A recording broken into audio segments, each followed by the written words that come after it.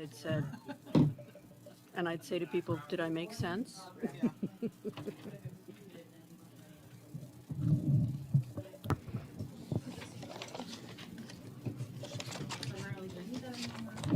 Good evening, everyone, and welcome to the Finance Committee of the Troy City Council. Today is December 30th. It is 6 p.m. Please join me in the Pledge of Allegiance. I pledge allegiance to the flag of the United States of America and to the republic for which it stands, one nation, under God, indivisible, with liberty and justice for all.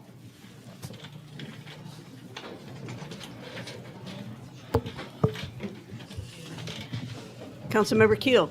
Present. Councilmember Brosnan. Present. Councilmember McLaren. Present. Councilmember Vera.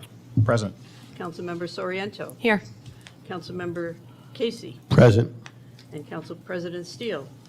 All present and accounted for. At this point of the evening, we have a public forum for any agenda item that we have before us. Anyone who wishes to speak is invited to come forward. Give us your name and address or your place of residence and share your thoughts with us. So please feel free to come forward.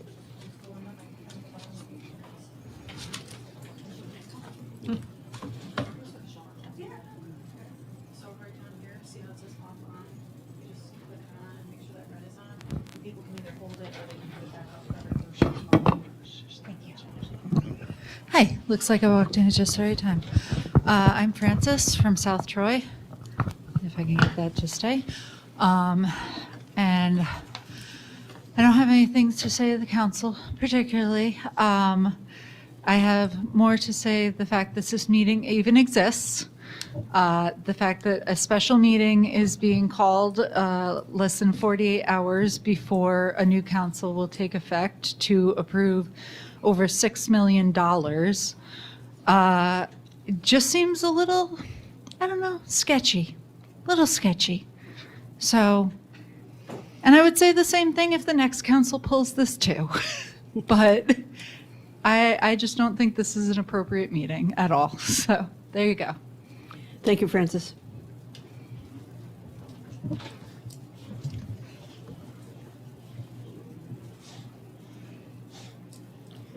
Does anyone else wish to address the council on any agenda item?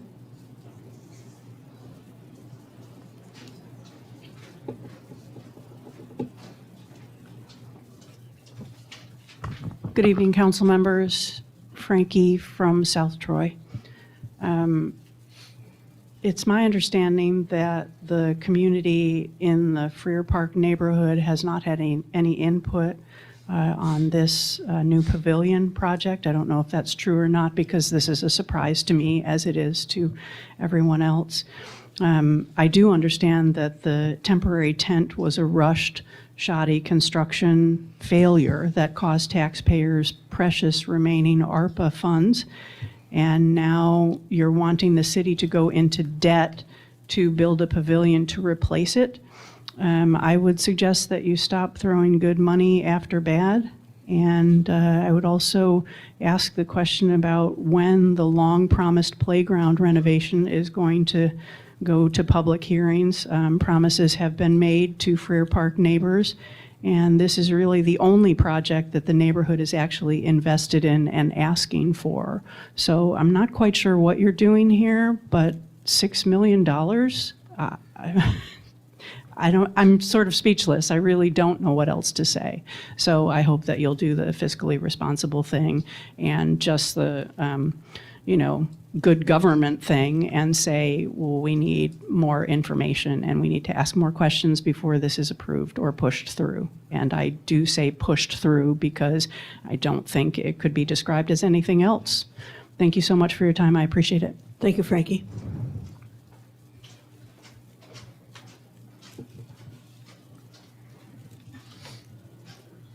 Does anyone else wish to address the council as part of the public forum on any agenda item? Seeing none, we'll move forward with the agenda. We have one ordinance, a number of resolutions. I believe the ordinance needs to come after the bond resolution. Am I correct on that? Right, okay.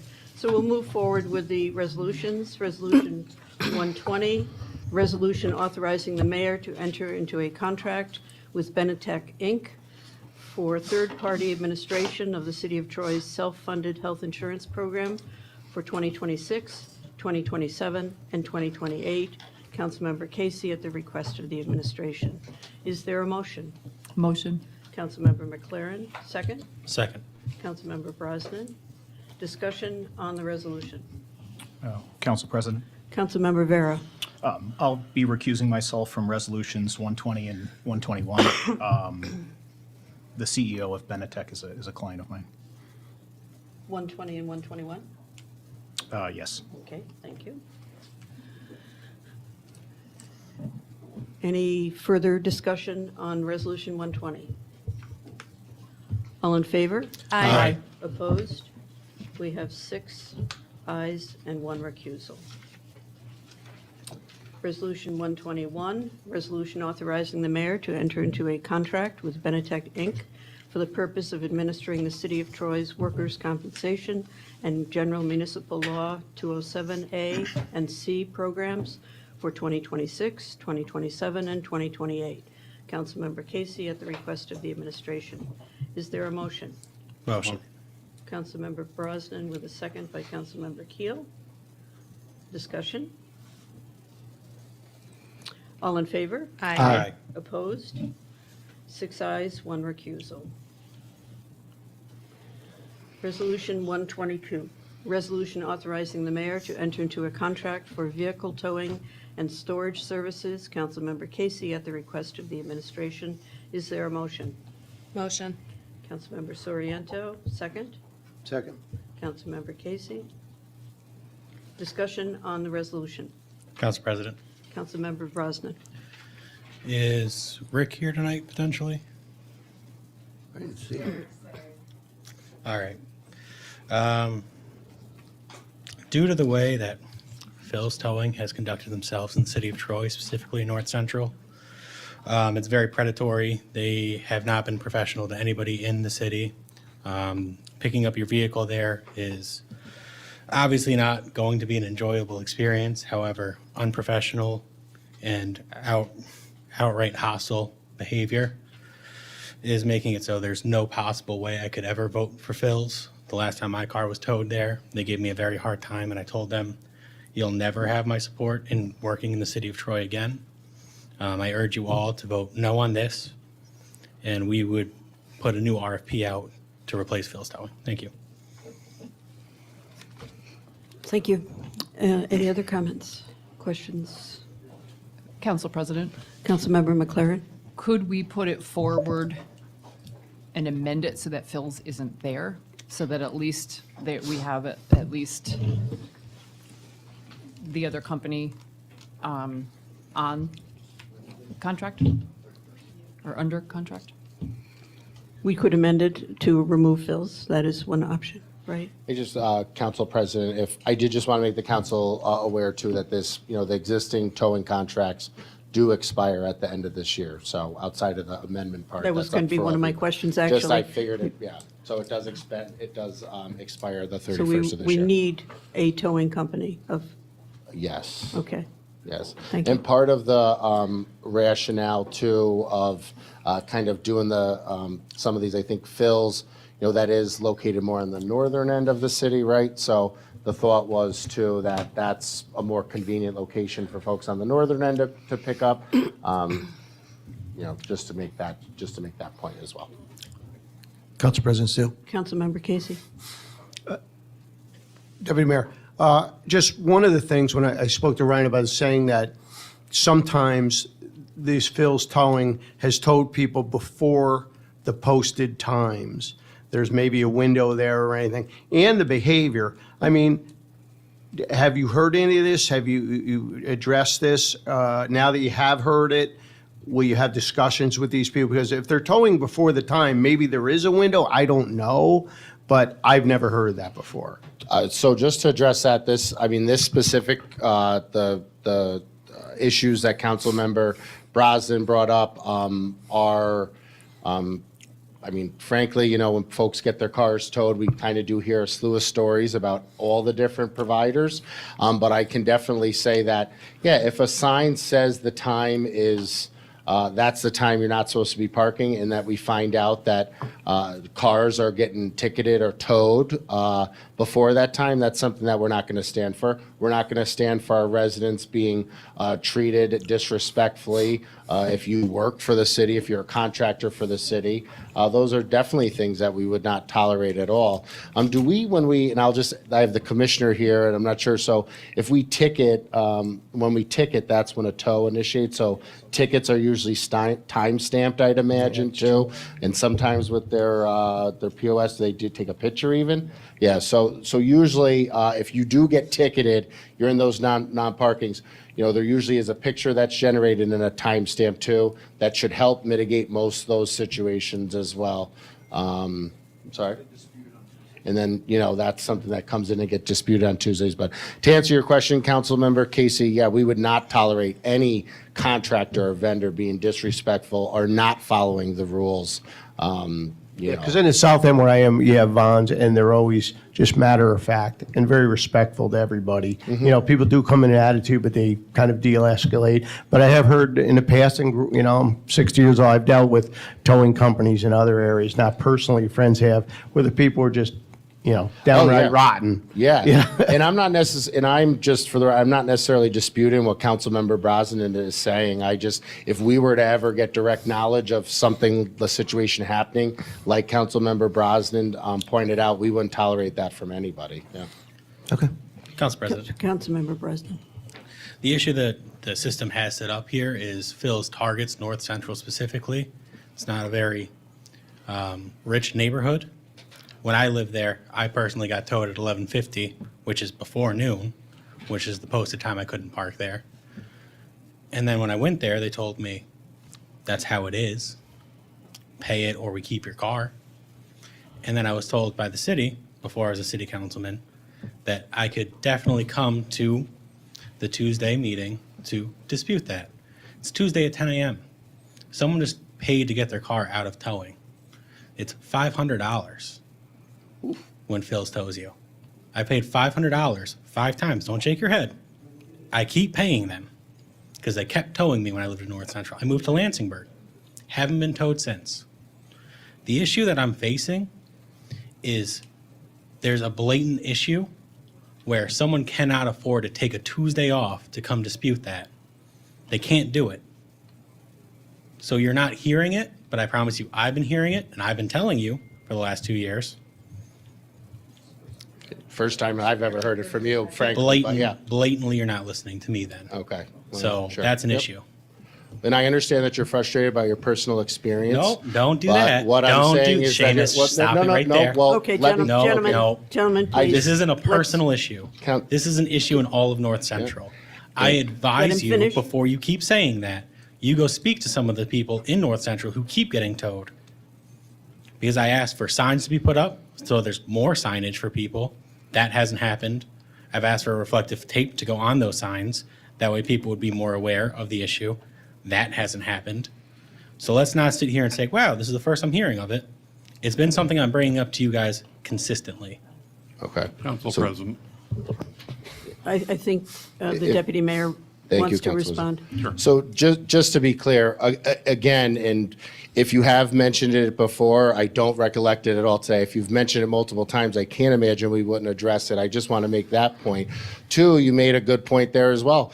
10 a.m. for doing, coming in here to fight tickets. Maybe we should look at doing a later time. That's working hours. That's a great point that you made there too. Also, just to make it clear, the city, the administration, the city as a whole, we do not have a personal stake in the RFP process. I mean, it's a process. We're limited with the towing companies that we're able to pick from. You know, they've been doing business in the city, I believe, for years. So nobody's up here shaking their head or necessarily disagreeing. The only thing that I'm disagreeing with you on is the point that I've been made personally aware of multiple times of these issues, because I have not. I'm not saying that it's not happening. I'm not just here to dispute you. I'm just telling you that, if we were aware of predatory actions or folks operating outside of the rules, it's definitely something that we would take action on. And, if that's the case, if that's something that's going on currently, it's definitely something that we'll look into. I just want to that's what I'm trying to make clear.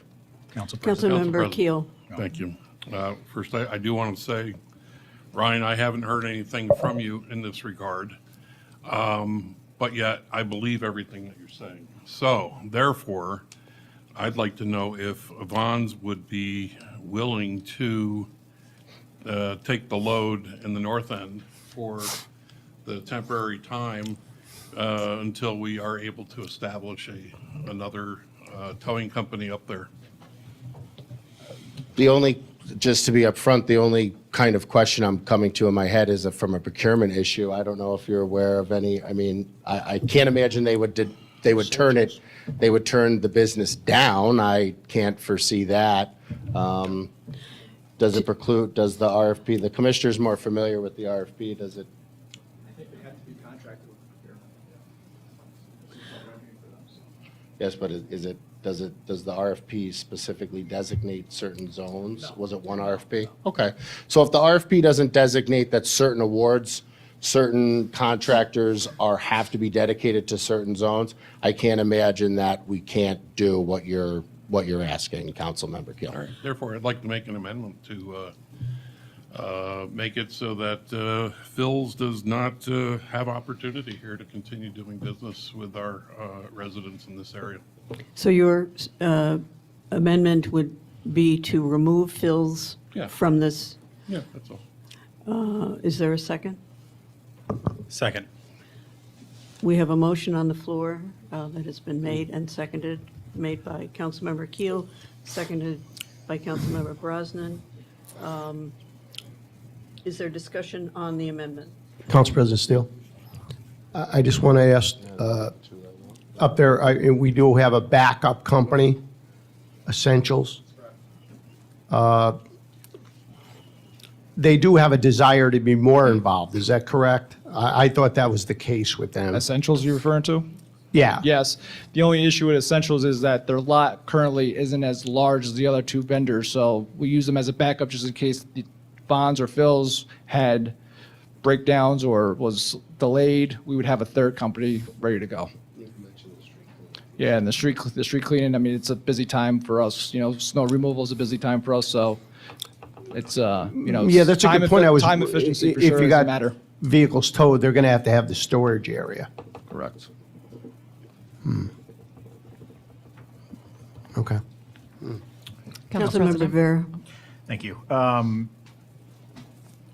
The policy that the city has when it comes to towing vehicles, is there a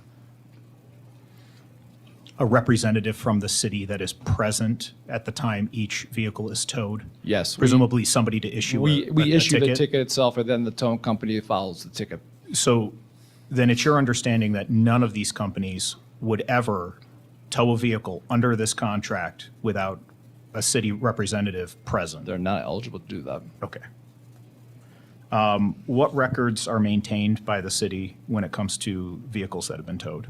You guys get a list of, I believe. you our get a par- list, you get a count? What do you? I believe our park and enforcement supervisor obtains data for that, for sure, yes. Okay, so you guys have a record of license plates, makes, models? Yes, or correct. photos or something to go along with? Yep. Okay, okay. Thank you. Councilmember McLaren. What about the overcharging? Because I've heard that, $500 is not a standard. No, so to our code, they can only charge certain amounts. So it's a schedule that the council approved in our code. So it's, Right. I believe, $125, and then it's $25 to hold the vehicle. So it cannot be more than $150. Okay. Because I believe Phil's was charging $50 for holding on, It could have been at past the 24-hour mark. So they could probably do a $25 per every 24 hours. so how do we go about making sure, because the average citizen doesn't know that it's capped at 150 and they need their car. So if they're being told that they have to pay 200 or more, how do Well, we? it is in our code that after 24 hours, it can be tacked down for $25 per day. Okay. So that could raise it above 150, but if they come same day to get their car back, they should not have to pay more than 150. Correct. Okay. So how do we make sure that that's what's happening? Well, we can definitely have conversations. Yeah, we can have conversations with these vendors that they can't add surcharges to the vehicles because they have to refer to our code. They have to abide by it. Okay. And I believe, just a couple of points too, I do believe that even outside of the kind of more formal dispute process where you're disputing the complete ticket itself as well, you know, there's numbers on the tickets, I believe. You can always reach out because if it would be pretty clear for us to check if someone's getting charged, say, $50 a day versus the 25 they're supposed to, we could look into it. I also think on our end too, we have found that sometimes with many different issues, someone gets towed from not just the street or a city-owned parking lot and kind of assumes the city does all the towing. You know, you parked in a Dunkin' Donuts where there's no parking and you think it's the city. Right. You know, they're not necessarily beholden to the same fee schedule that you all passed either, just to put that out there. But look at, again, just to make it clear, if there is this type of double charging or things like that, no, we don't want to see that going on as well. And that would something that we definitely would pay attention to. And now that some of these comments are coming out here, it's definitely something that we'll keep an extra eye on too. Thank you. Councilmember Casey? Thank you, Council President. Probably be a good idea to, when you walk in these places to pay, that there's some kind of signage with the fees. I think that's a good idea. That would definitely be a thing. And the other thing I want to ask you, Liken it I to do, like the New York State DMV, your registered inspection. well, there should be definitely something in there. Nice Visible little schedule. plastic signs, whatever they want to do, saying the fees. But the other thing is, not everybody, of course, has access to it, but I think, is there a way, and I think there is, that you could fight the ticket through electronic means? I think people do appeal to Matt Foley, I think it would be. I think you can appeal to him, I believe, electronically, I think through the city's website, I thought. I don't know. I don't believe so, but we can Okay. look into that. Look into, I think, the possibly offering every now and then one at a different time. I think that's a great point. You know, that's something we can look at too. I just want to procedurally ask the question, we can pull out from an RFP a vendor? I can't answer that. I just want to reiterate that the time efficiency is a matter of fact in this process for our services. So if we do not choose to use Phil's, which we can address, it will take longer time for those cars to be delivered and have a tow truck back to location. So that is to take account for sure. Yes. Council President. Councilmember Soriento? I don't So- think I got an answer to my question, but So I just, to the commissioner's point there too, the goal is to satisfy what he just stated is a total of 3. To answer your question, Council President, I would, from my understanding of procurement and the way things go, I mean, what we're doing is we're recommending to the council who to award this RFP to. So, I mean, you, just like other pieces of legislation, I would imagine you have the ability to amend. okay. Councilmember Soriento? So there's a process to appeal the parking tickets, but what about a process to appeal the tow fees? Is there Yeah, I think what that's. happens with that? Because like Councilmember Brosnan says, he was ticketed and towed at 11:50 when the sign says 12. He goes to dispute his ticket. That gets, taken care of. That gets settled. That gets taken care of. What about the tow fee? He was still stuck with that $500 charge for unlawfully being towed. What's the process on that? So he could come to and see our parking supervisor, parking enforcement. But again, that is stuff that we can start making more clear of, that there's a fee dispute, process. I don't think that would be something we would necessarily have to do like the tickets, because that's a little different. But again, just like folks call or show up in person to dispute litter fines or some of those other things, I think that we could reiterate that residents have the opportunity to come to City Hall, talk to the parking enforcement supervisor, and totally look into the situation. Because if you were ticketed, let's just say, it's 12 o'clock and you were ticketed at 11:50, and it's clear that area is a 12 p.m. tow, just to use that example, well, then you should not have been towed. You shouldn't have had to pay the tow. You shouldn't have had to pay any of it, because it's not just close to 12, it's 12. I'd like to think too that we even, maybe there's a little flexibility if someone's coming out their house stuff. I've seen that before, but there is, so the short answer to it is folks can always come. We get calls to the mayor's office often.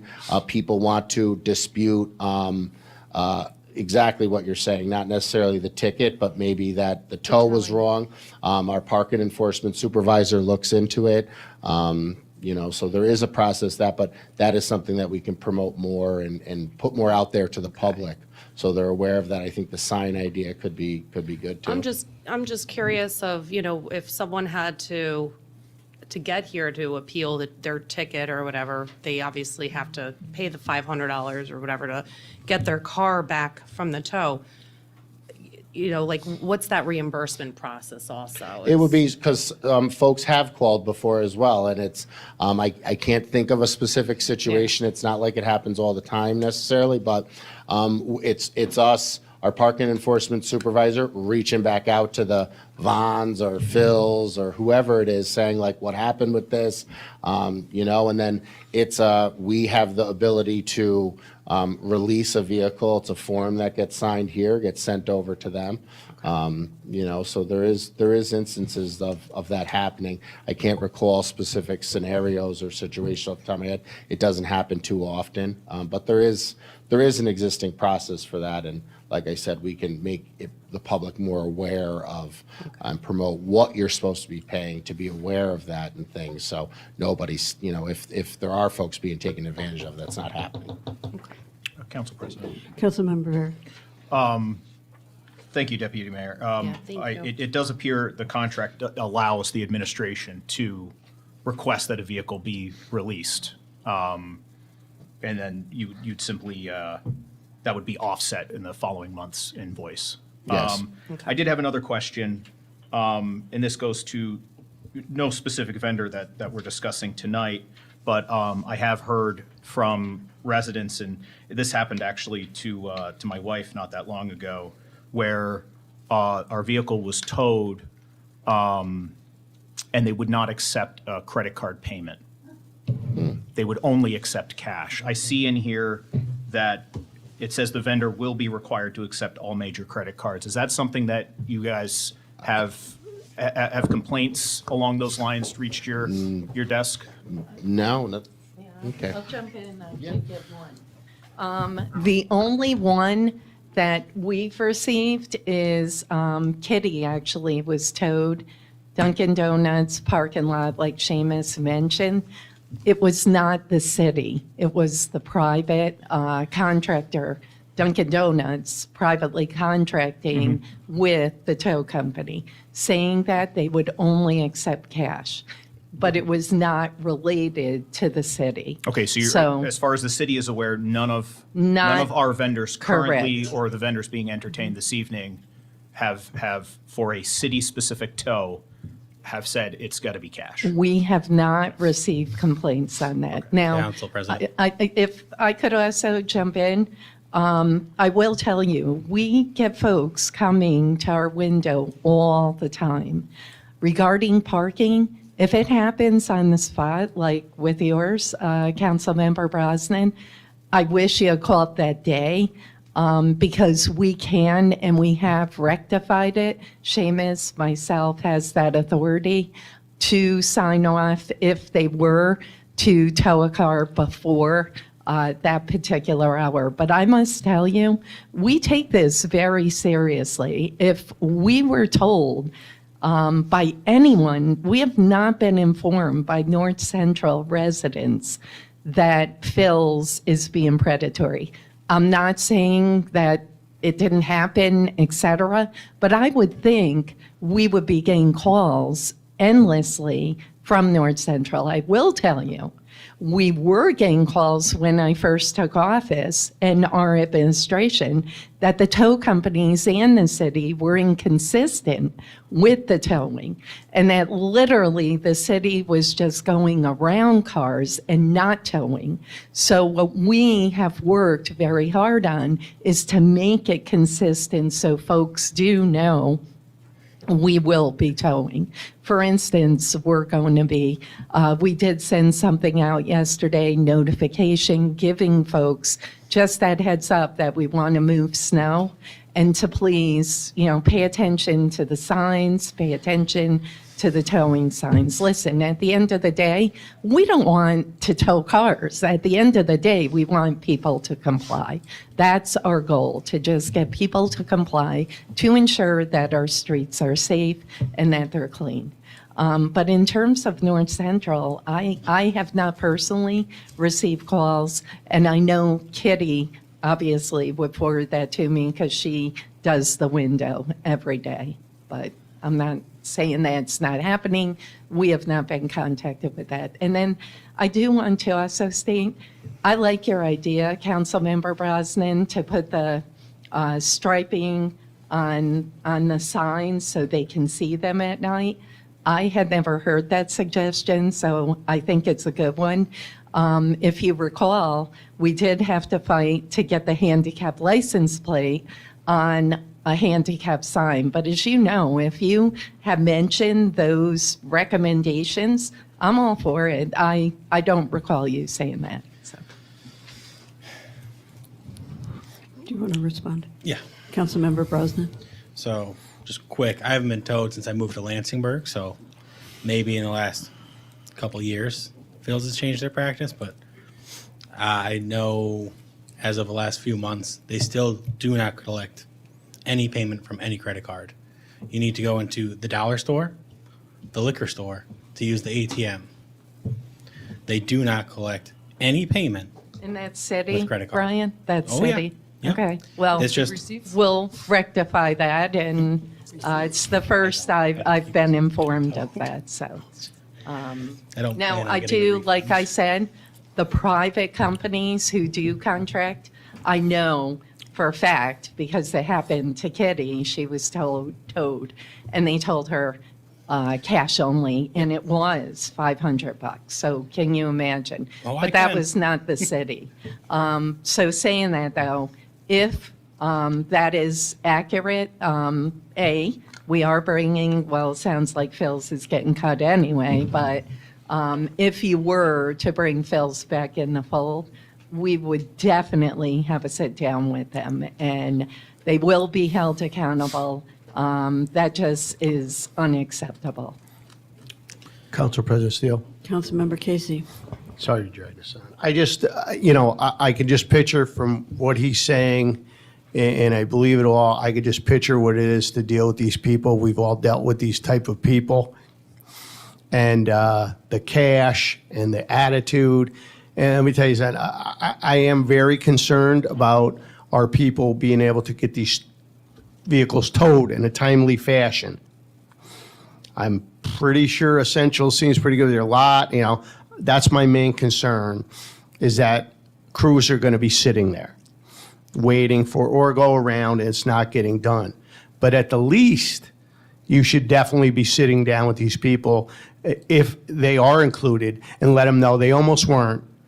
And the jig's up, and we know what they're like, and it's not going to be, nobody's going to stand for it anymore. They're going to accept credit cards, no attitude, and act professionally.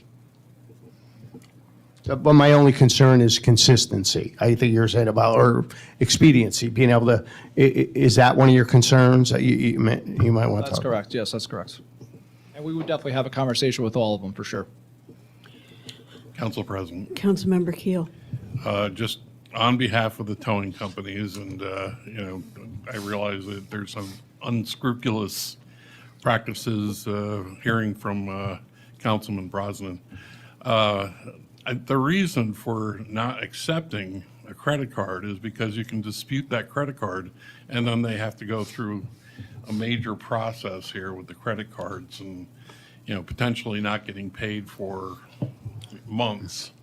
And that's the reason for it. I'm not saying that, which way it should go, but that's the reason why they don't want to accept a credit card. If it's a requirement RFP, we'll make sure that they would have to use credit cards. If that's a requirement, then that's the deal. Okay, we have an amendment on the floor. Is there any more comments regarding the amendment? Okay, voting on the amendment. Is everyone clear on the amendment? We're To remove Phil's. remove Phil's from the legislation. All set? All in favor? Aye. Opposed? Nay. Oh, no, I'm sorry. I'm for the amendment. Sorry. Okay. It's been a long night. It's been a long day. Okay, so the resolution has been amended. On the amended resolution, is there any discussion? All in favor? Aye. Opposed? Resolution is adopted unanimously. Council President, for the amended reso, can you just get a motion in a second, just for the record? We We did. did. We did. For Thank the you. amended? Yes. I didn't hear that. Yeah, thank you. Yeah. Resolution 123, resolution authorizing the city to engage Casella Waste Systems, Inc. as a single source for removal and disposal services related to city-generated solid waste. Councilmember Casey, at the request of the administration, is there a motion? Motion. Councilmember Soriento? Second. Second by Councilmember Keel. Discussion on the resolution. All in favor? Aye. Opposed? Resolution is adopted. I had a question. Oh, I'm sorry. Sorry. I didn't, I thought, This is Casella? right. Yeah. May I ask a question, or is it too Absolutely. late here? No, go ahead. Can somebody from the administration explain what's going on with this? It seems like we were fined, this is the DEC, correct? DEC's consent order? Yes, so this is a consent order in regard to Colleen Road landfill. The disposal of water treatment residue materials that has been going on up there for, I think, since 2011 or so. 2021 maybe. But so what the DEC came in and we have kind of two issues when it comes to the water treatment residual materials. One at the Colony Road landfill, that they were being disposed up there. And then we also have an issue up at the water plant as well. For years, there's just been the water treatment residual kind of, you may have heard of the sludge lagoon that we've talked about sometimes. Compiling it up there as well. That's also an issue with the DEC. I do want to make it clear these have been long-standing issues, things that the DEC has notified the city year after year. Like I said, we might have started getting our first notice maybe even back 2021. I don't know why I thought 2011, but my notes say 2021. I do want to point out that we've had the DEC in here multiple times with OGS, with DPU, Andrew Golden, Joe Mazzarello. They're working with us. We're trying to get in compliance with all of these. This was one of the ones that was getting closer to actually getting to the point of getting fined, the Colleen Road landfill. So DPU has been looking for a specific vendor. The DC, I think even as of recent, the regulations have changed. There's only a very small amount of contractors that can remove are licensed for these kind of contaminants. I think it's not even just the removal, but now DEC wants to permit where they end up as well. So Casella regionally is one of the only ones that really can take this on. So that's why we wanted to put this before you, because I guess the city in the past, several years back, entertained doing this and kind of backed out. So Casella wants a hard agreement saying that the city's committed to it, to take on this task. So it kind of is a phase one of the water treatment contaminants, are also referred to as sludge, getting that removed, and then, we'll be coming to the council down the road, because we ultimately then have to figure out how to, what to do with these water treatment contaminants. Again, if Andrew Golden wasn't on vacation, he'll be able to explain it a lot better, but there's a whole pressing system, a different things. So, we have to address it up at the water plant once we deal with this part of the DEC consent orders. So then in the future, we don't run into it again. So the estimate that they have of 15,000 yards of material that's up there right now, that is all of the material that has been placed since 2021? That's everything that's up there currently, yes. Do you know how they went about estimating that? I'm not exactly sure. I do know, just the only reason why I don't know if that's all the, the stuff does stay. It also can get to the point where it's not as contaminated, I guess, as well. But I know that it was kind of on, the city from the past has a lot of DEC notice of violations and different things. Like we said, we're working with the DEC. They're longstanding issues, but this was one of the ones at the top of their list. How they got to that exact cubic yards. Well, I not only sure. ask because this is a $375,000 contract not to exceed. Is that correct? Yes. So how confident are we that they won't have to exceed that figure in order to remove all of the, presumably DEC is going to come back at some point and tell us, yeah, you got it all, or no, you didn't, and you Yeah. can keep going. I Correct. think, I mean, just like most of the if to have it the do not exceed, it's they feel confident that's the cost that it will take to get it all out. If you do recall, the council did previously approve funding for this as well. But yeah, they've been familiar with kind of this situation from even many years past. DPU has been working with them for several months now to get to this point, to get this estimate. So I have to imagine they're well aware of exactly what they have to do to provide that price and dispose of it properly. So this was observed by the DEC back in April of '24? Is that, they were there for another purpose, is that correct? I And then believe that was their they most happened recent. to look over and see this going on? I believe so. Okay. And Casella then operates a facility that's permitted to accept this material? Because is it hazardous? I mean, I know it's high in certain metals and things Yeah, like that, right? I feel it's not as hazardous as some other, if you were talking about fuels or some other Yeah. type of elements that we feel that, like, say, the landfill has some type of imminent danger, for example, but it's contaminated enough in the DEC world that it needs to be disposed of properly. This was something back in 2024 that they noticed that, again, I think that they thought the city had resolved it. It never did. We had to put once this administration found out that was kind of an active practice, we put a stop to it because we wanted to show good faith to DEC that we're going to, correct this problem. So So DEC, they permit where it can be stored.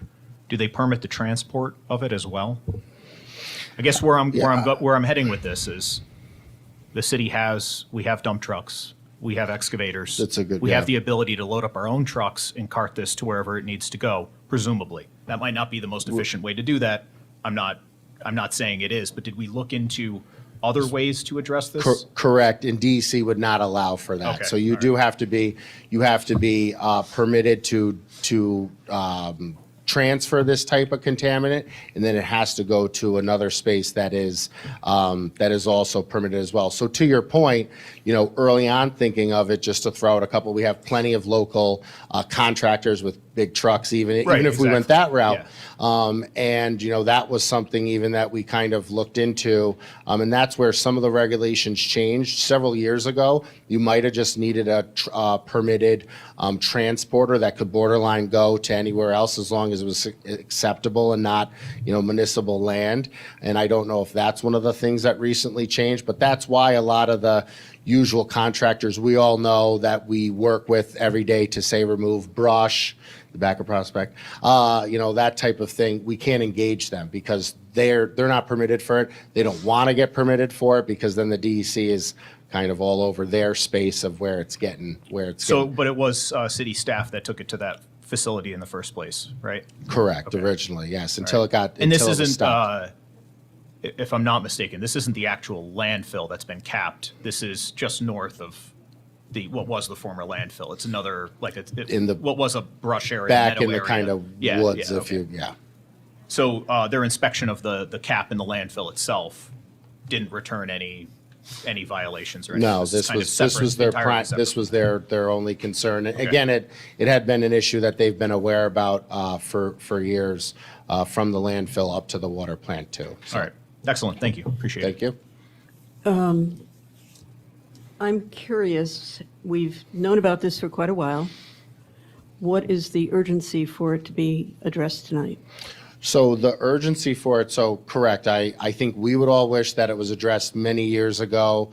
It was brought to previous administrations, so we weren't dealing with it. Frankly, we're dealing with a slew of DEC violations or notices of consents from prior years that are come prior to this administration that we're trying to work with DEC on. The reason that we felt so eager to get it before you tonight is that DPU project managers up there have been working on it for months and months to really try to make sure, one, is this something at first that we'd have to do an RFP for? Is there even enough local contractors that can take this on? Christine up at DPU, Andrew Gold and Jake did a great job on this and really narrowed it down to Casella is the only one. We can lock in Casella. Casella, quite frankly, feels burnt from the city before. They put a lot of effort. I'd imagine some of the things going into measuring how much cubic yards, et cetera, what to do to come up with a scope of work. And then I guess the city kind of blew them off. So that's why they really want to engage this. It's kind of a lengthy process for them. They want to see full commitment from the city.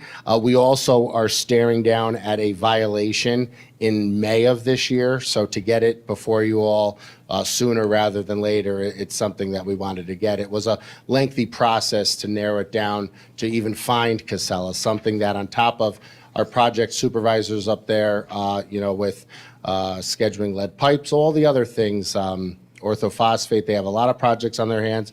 So I give them a lot of credit zeroing it down, finding this, that this is one of those sooner rather than later. Those fines get pretty hefty. Thank you. Council President, Councilmember, one last question. What else has been dumped up there other than this? That would be a question I'd have to get back to you on off the top of my head. I don't, just in I'm looking at a photo that would lead me to believe there's quite a bit more up there than just spoils from the water treatment plant. Has the city been authorizing anyone else to dump anything up there? No, so that's definitely something that, is not allowed and Okay. nothing that I heard of that's happening at that. Council President Steele. Councilmember Casey. So I would assume that the DEC is saying by putting that stuff there, even though it's to the side, we've reopened a closed landfill. Is that what they're saying? Is that the whole? I don't know if I think the issue is more with what the contaminant is itself and that you just can't really, it can't be in, non-permitted spaces for it. We're kind of dealing with it, like I said, up at the water plant as well. So that's a part of it. And to how hazardous exactly it is, I don't know that off the top of my head, but I know it must be enough that the DEC will deliver a pretty hefty fine if we don't get rid of it, so. Any other comments from the council? Thank you. Thank you. On the resolution, 123, all in favor? Aye. Opposed? Resolution is adopted unanimously. Resolution 124, resolution determining that the proposed construction of a new multi-purpose pavilion in Freer Park will not have a significant adverse effect on the environment. Councilmember Casey, at the request of the administration, is there a motion? Motion. Councilmember Keel, second Second. by Councilmember Casey. Discussion on the resolution. Council President, Councilmember McLaren. is there anybody who can answer seeker questions?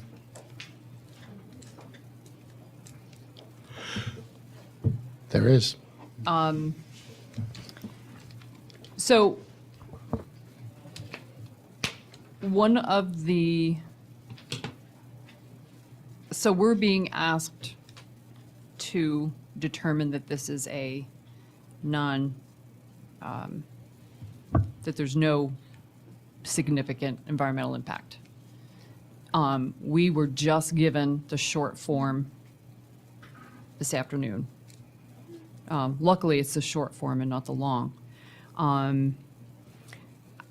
So one of the things it says in here is that it says see site location map, and it says see location map and site plan. I realize that that's what's being given as an answer for this, the application, but we're being asked to sign off on this, and we haven't seen a site plan or a location map. Okay, I thought that went out as part of the package. Let me introduce myself, by the way. I'm Bill Rohr.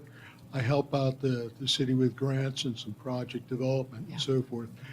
What we had done was I thought this was in the packet. There was a location map showing where the playgrounds were and then where the pavilion was. Did that go out in the packet? No, It did not. So then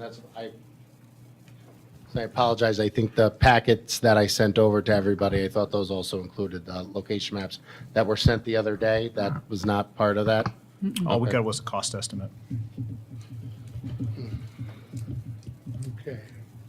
So we haven't seen any plans regarding this project. So we can, if we can make copies for you right now too as well, and keep in mind I think everybody up here is very familiar with the site locations. We are talking about the park up on the North Lake Avenue section of Freer, the playground area. We're talking about the playground area on the lower end that's closer to the ice rink.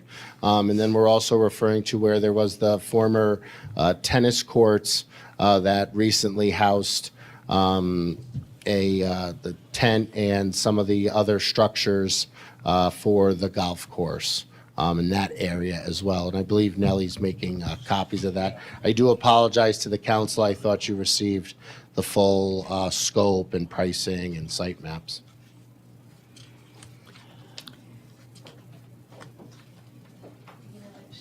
Well, we're waiting for it. It might be at least a good time to talk about the project quickly. I just want to kick it off. As many of you know, Freer Park it's a gem. It's right in my backyard. Councilmember McLaren and Council President Steele, and it's used for so many different purposes. As you know, the obvious, the golf course. The other day, there were 60 some odd people sleigh riding. The trails, the hiking, the fishing, just hanging out by the lake. So the proposal that is in front of you tonight, obviously, you're looking at the EAF, but I just want to kick it off. We had talked about a few months ago, in addition to the parks, to build a new restaurant. Siemens did a proposal. The recommendation and the pricing of the proposal was initially $8 to $9 million, went up to 12, and then to 17. With the bonding of the firehouse, we thought, obviously that this was too much. Certainly nothing that we could bring to the council or, quite frankly, the people of Troy. So we took a step back. We heard loud and clear some of the pros and cons of the tent. The tent served its purpose as a temporary restaurant during the golfing season and during the fall. But saying that, after hearing that, we came up with something a little more common sense, much more scaled back, which is a prefab that would actually be put on the old tennis court where the tent is. In addition to this proposal, pickleball courts, tennis courts would be over on the north east quadrant where the softball field used to be. And then in addition to that, we would demo part of the Park Pub. And CHA has done a great job with Seamus and others to put together a proposal that makes sense. We have the $3 million of the ARPA money for the parks. The North Lake Park, we will make that all-inclusive. As you probably have seen, the Adirondack Guardrail on North Lake Ave, that whole area will be transformed, landscaping, all-inclusive park, but the park also would be the first of its kind. It would not only be all-inclusive and open for kids on the spectrum or adults on the spectrum or disabilities. It would also include for average kids and kids able to play in a playground. So if you have a sibling, much like in my house, James and Paul, James has special needs and Paul doesn't, and it would not be an only special needs park. It would also be open to your everyday kids. And then down by the ice rink, as you know, you have the old fence up there. Many upgrades would be included in that. But the park on North Lake needs to totally be leveled. You can't even get a wheelchair or stroller into that park. It's honestly embarrassing. So we're bringing what we promised the folks in Troy to utilize this gem. We'd be going out to public hearings. I'll hand over to Nick and Seamus to, talk about the monies, et cetera, but also the public meetings would be critical, which we spoke yesterday to Councilmember McLaren, who I know, you obviously are very interested in this park as well as many of us. So saying that we want to hear from the Freer Park Conservancy, the residents, we want to hear from everybody in that neighborhood and beyond how to connect the trails to the parks. And also the prefab, what folks see in that, maybe a community room, as Council President Steele mentioned yesterday. The old Park Pub, a lot of folks had showers in the back room. A lot of folks had meetings. A lot of folks used that back room for various purposes, fundraisers, you name it. So saying that, I just kind of wanted to give you the 10,000 foot level. Like I said, there was no way we were going to ask the council or the people of Troy to build a new restaurant for 17, started off at 8-9. But saying that, we feel that this is very modest. It would include a patio, garage doors, Adirondack-like-ish to fit in with the landscaping. And then we would also landscape around the lake. A lot of folks liked sitting by the lake to grab a bite or, a soda or something. So I'll hand it off. I know you want to talk about the EAF, but while you were looking at it, I thought I'd give just a really quick overview. Did you? Council President. I just want to make sure, Councilmember McLaren, did you have any more at this Not time? at the moment. Okay. And Is Councilmember Vera? do we have a site plan? So, and just to be, this is what I was going to chime in here with as well. So, although you didn't get the location map here, what the council did receive was that 10-page, not just estimate, but scope of work, assumptions of work, and all of that. So, that does describe it a little bit further as well. And I think some of the things why you're not seeing finished, say, renderings or stuff like that, even playgrounds, is that, again, we want to allow for that community engagement. This is something truly all together we can form, and how it looks, how it ends up. This is just these are just the best scope of the direction we're looking to head in that CHA provided. So site plans haven't been, they haven't been created yet? We don't have like a concept?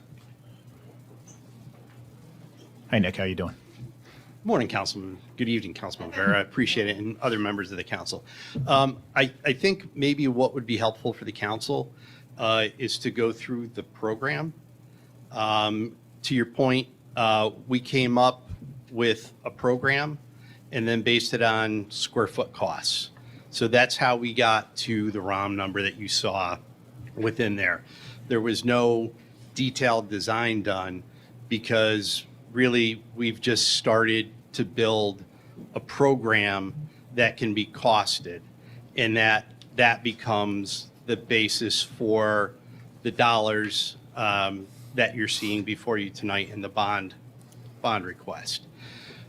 This just begins the process of input from the public and also from the council as a whole to determine, the right direction and the right design process for each of the elements that are contained within the program, right? So, we've got, within the entirety of the master plan, and we do have a master plan that we've provided. I think it's in front of you now. And that really identifies the area that we have for the items. I think, the mayor had spoken about the two different playground spaces, right? There's the one next to the rink. That one will be upgraded. A lot of the equipment that's there now will be removed because it's non-compliant, it's very old. We will be replacing that with equipment that is both challenging for all kids of all abilities. Basically, we'll have a separated 3 to 5 area and then a separated 5 to 12 area. We'll have seating, we'll have shade. We will replace the existing water structure, the water feature that's out there, with a new water feature that has mechanical operation. So that way we're not turning water on in, beginning of June and turning it off at the end of September. This will allow for a lot more free play and a lot more interaction for kids to be able to move around. We will be providing landscape, new pavement, new surfacing for under each of the playgrounds. It'll be probably a poured rubber. At least that's what we're thinking of now, and that's what we've costed. New grills, and more importantly, a fence. So, because right now there is not a fence that completely encloses the play space, which leads to a lot of uncomfortable moments as a parent, I can tell you. So that really becomes the program for the ice rink playground for North Lake. As the mayor alluded to, that is going to be an inclusive playground. And by inclusive, I do mean for kids of all abilities, all ages, both mental and physical challenges, to be able to play in the same space, using the same equipment, and be challenged equally. So that's super important. We are going to, by doing that, we are going to need to look to modify the existing parking lot a little bit because that is not compliant from an ADA standpoint. We need to make sure there's enough, accessible spaces to meet the need there. This will be a play space that is, will be a regional draw, if not a state draw. There are a number of different inclusive playgrounds or challenge playgrounds throughout the state, but there is no other one that will be as inclusively designed as this one from the standpoint of holistic and inclusive play. So we've got that. The next piece of the puzzle is really around the development of where the current tent is, as well as the parking area, providing some new parking and replacing the tennis and pickleball function that was lost last year with a new tennis and pickleball courts. To get into a little bit deeper detail, in the building program, we've got seating for about 150 people max within the facility itself. There's a commercial kitchen, there's refrigeration, there is a storage area. Then you've got, some utility space for MEP. The intent is to have it be fully heated and fully conditioned, so that way that space can be used nearly year-round. We would imagine that the space may be used less in the January and February timeframe. However, it can certainly be used year-round. And that's what we had programmed it for. We have also programmed the use of the existing bathroom facilities that are out there, providing walkway and covered areas to get to them. We've also included a patio space that can be covered, ripping out all of the existing the old tennis court that was there, ripping that all out, coming back with a nice landscape area, walkways to get in and around the space itself, looking at milling and repaving the existing lot that's there. Also paving the temporary lot that was there, and also increasing the parking by another 65 to 70 spaces, plus or minus, to make sure there's adequate space, not only for golf operations, but use of the facility itself as a whole, as well as increased use we anticipate with the development of 2 tennis courts and 4 pickleball courts. So I hope that gives you a little more insight into the program itself as it kind of stands and as we costed it right now. Actually, for me, I'm more confused. Okay. The resolutions that we have before us indicate that the bond and the project is for the multipurpose pavilion. That this is one inclusive project. That's the title of the project. The pavilion, I'm sorry. There's multiple. When Rick drafted it, he called it the pavilion. It includes everything that is in the backup. So it's the prefab, it's everything underneath. It's the 3 mil plus. We do need more money for the parks, so it includes that. It includes the milling and paving. It includes the tennis courts, the pickleball courts, landscaping, utilities. Thank you. Plumbing. Thanks. But when Rick drafted it, he named it this pavilion. Council President. Councilmember Rivera. Yeah, but on sort of to take your point a little bit further,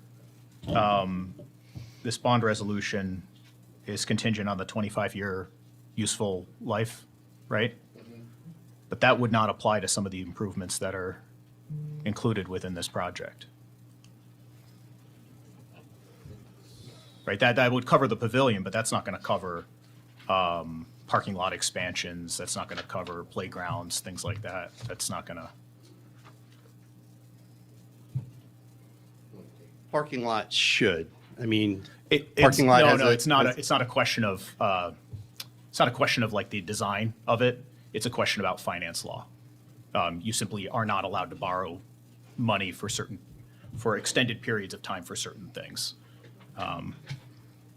The best one is police vehicles, 2 years. That's it, right? Even though the vehicle might be around for longer, finance law only allows you to borrow the money for a 2-year period. So that would seem to be kind of a Yeah. wrench in this plan. If these, I mean, clearly what you're proposing is, I would say is 3 distinct sites, 2 playgrounds, and then you have the, I guess the second iteration of the tent. What is happening to that, by the way, if all of this is happening here? What's going on with the tent? So the tent is currently being stored. It can still be something that's used.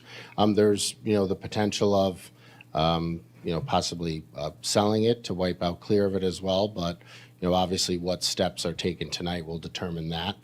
I think the point that you're making is that there should be different PPUs set for the various That's exactly the point I'm making, yeah. some of those items there. I do know that the structure that we're talking about has that 25-year PPU. Off the top of my head, I'm not sure if the playgrounds are, like Nick noted, if the paving also has that same amount of probable use as well. Well, I mean, the other thing, I mean, if we're going to get into a larger discussion about this, is why, this council would authorize $6 million without more of a plan here. If you're just now going into the engineering and architectural phases, I think even if we're being optimistic, you're 3 months away from putting this out to bid. Which means construction on this isn't going to start until, May, June? Well, I think you'd agree with when you see other projects that we do bond for, it's perfectly acceptable to bond for projects before that they get off and going. We have examples of that, whether it's lead piping, a firehouse, other examples before those projects exactly get completely to that final stage of, say, a construction document, so. I think the difference here is that this is, for public use. Everything I'm and referring to is would public use. require- I would say lead Well, pipes are for public use. I would argue that Firehouses the are for plan public use. for Playgrounds replacing are. Gentlemen, lead please. service lines doesn't require much of a plan. You're going to replace them, right, in kind, so it doesn't really Well, I require that think that would, coordination. well, And that's the unfair. firehouse, That I it would requires a argue, lot more than that. with You the should know firehouse, that. no, I understand it's more complicated. I mean, in terms of Well, the you plan. just said it wasn't, but yeah. So, in terms of the firehouse, the coordination has to happen with the fire department, and that's an internal type of coordination. This is the renovation of 2 major city parks and essentially a large complex that I suppose we're going to try to rent this out to a restaurateur or something like that. We would issue an RFP to try to gain more revenue out of it as well, definitely. yeah. Right, but once this council authorizes the funding, these discussions of public meetings and things, none of that actually, whether it happens or not, it doesn't hold the administration accountable to making those things happen. Well, This money can be spent. So I think that we've had this conversation before on other bond resolutions that, yes, you're authorizing up to that amount. At some point, there does need to be a little, it's not like we can just go spend the $6 million and that's the plan, to just go take the $6 million and get out of town. Like I said, we've given examples before where whether it's the Knickerbocker Pool, the Lansingburg Firehouse, this exact council has authorized bond resolutions before we've even gotten to construction documents, which would be what I'm assuming is kind of a more of the concrete plan that you're looking for. We're inclined to do public engagement because we want to garner the public's opinion and make this something that everybody feels like is a success for Fair Park, the neighborhood, and the city of Troy. That is just natural for this. It's not that. So again, there's plenty of examples of where you authorize funding, whether it's a bond resolution, a capital account, a budget transfer, whatever that may be. And then we still have to see out that project as it is. So to necessarily say it's contrary to some of the other authorizations that have happened here, I don't think so. I think this is definitely in line with other projects. We've had this council's authorized bonds resolutions before we were even awarded certain grant funding or formalizing things. So I'm just trying to provide the public and the council reminders of situations that you have most certainly authorized bond resolutions without a finalized plan. I would remind everyone that we're actually on Resolution 124, which is, You're right, which is Councilman. determining Seeker. the seeker for this project. And I think if it's, Well, Council President, to that point, I don't believe we have enough information in front of us to make a determination on the environmental significance of this project. We have a sketch, is what we have. okay. Any other comments on this resolution? If I may, just quickly, Council President, while I was Council President for 8 years, we authorized several bond authorizations similar to this at the end of the year in conjunction with the budget. Many times, if you recall, and Council President, you were on the council with me as a council member, we authorized that bonding before the project was scoped out, et cetera. There's a plan here. We have to also keep in mind, we have to spend that ARPA money by the end of the year. So saying that, we are on a timeline here. We've scaled back a project that, literally a multi-million-dollar project over 10 mil. And remember, this isn't about us. This is about turning Fair Park into a gym. If the council votes no, we'll go back to, the tent. And we all know the tent, it served its purpose, temporary, but the HVAC, the air conditioning, et cetera. And as Seamus mentioned, I was on the council for 8 years. We authorized, this is not releasing the bond, this is giving the administration the authorization.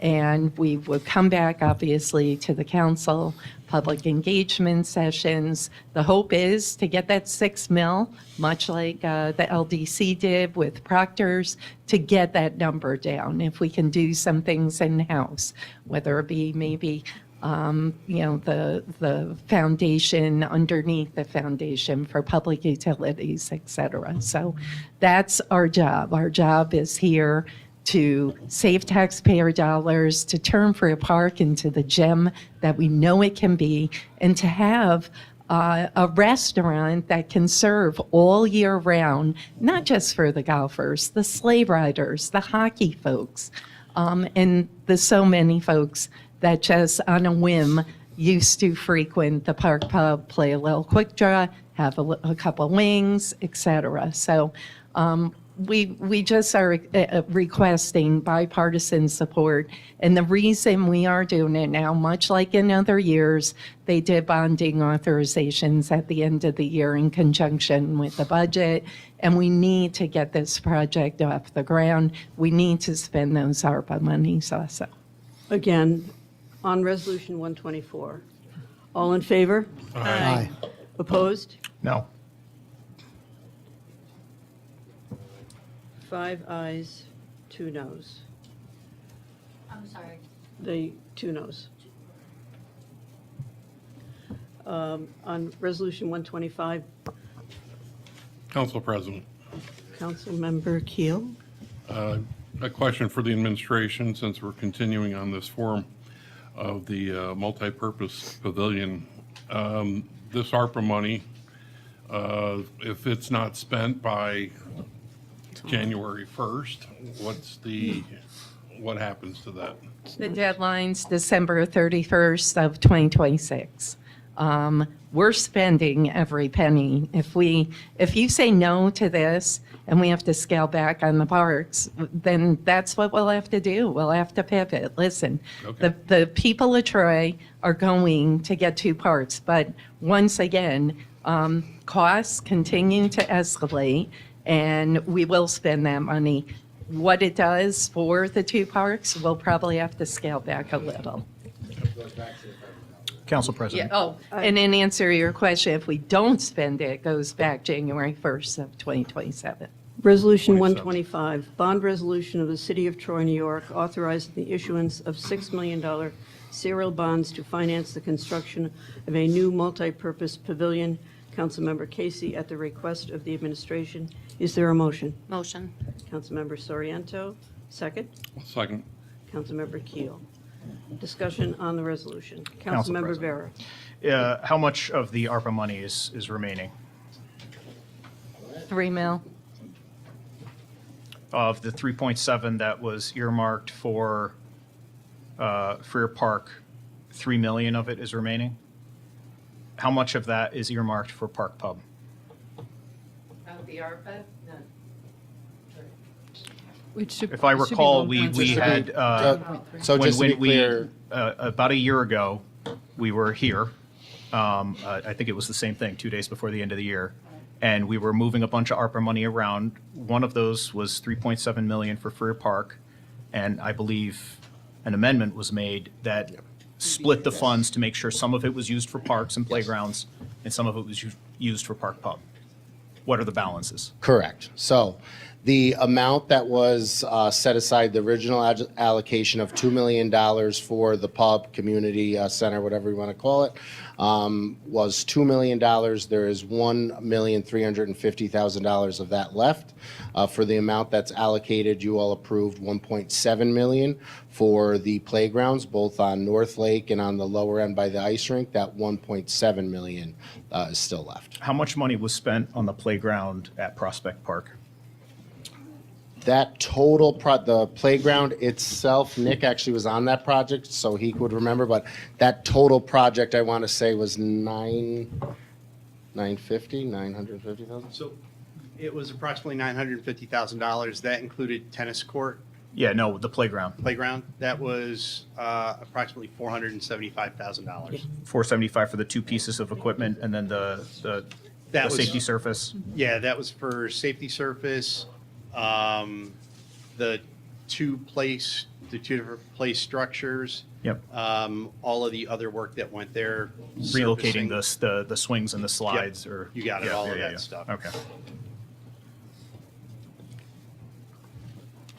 Council President Steele. Councilmember Casey. See, as far as the Park Pub, I mean, I saw some pictures of things that might happen. I kind of like that rather than a rendering and plans that are static and all of a sudden we run into overruns. I kind of want to, I like the, just a basic kind of style so that we can shift if expenses seem to be getting exceeded. But it's paramount that we do have a pub there. I mean, things will just, if things are shot down, I always think about Monument Square. I don't want to see things go downhill. And it could be, oh, remember when there was a Park Pub 10 years ago? It just would bring the whole thing down. And we've all been to Park Pub. It's a very important thing. I just want to say overall about the park, I know somebody had spoke about the park group being involved, which is important. I think they're going to be very happy with this. There was a talk maybe of some elimination of green space. I have to say, North Lake now, there was a ball field. It's not a ball field. There was a basketball court. That's not, people use the swings a little bit. It's totally underutilized from what it used to be.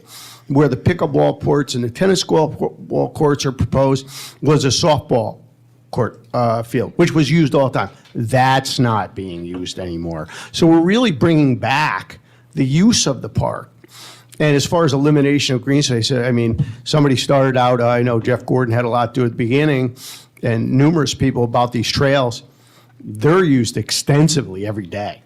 And in conjunction with the golf course, you run into the people where they're used all the time. There's a great addition to this. And I just want to say, as a grandfather of an autistic child, my daughter's always looking for a playground to bring her daughter, and also her fiance's daughter is autistic also, and they're always looking for a place. And when I hear this, I just think how great it would be for my daughter, to be able to go to this specific park with everything designed like that.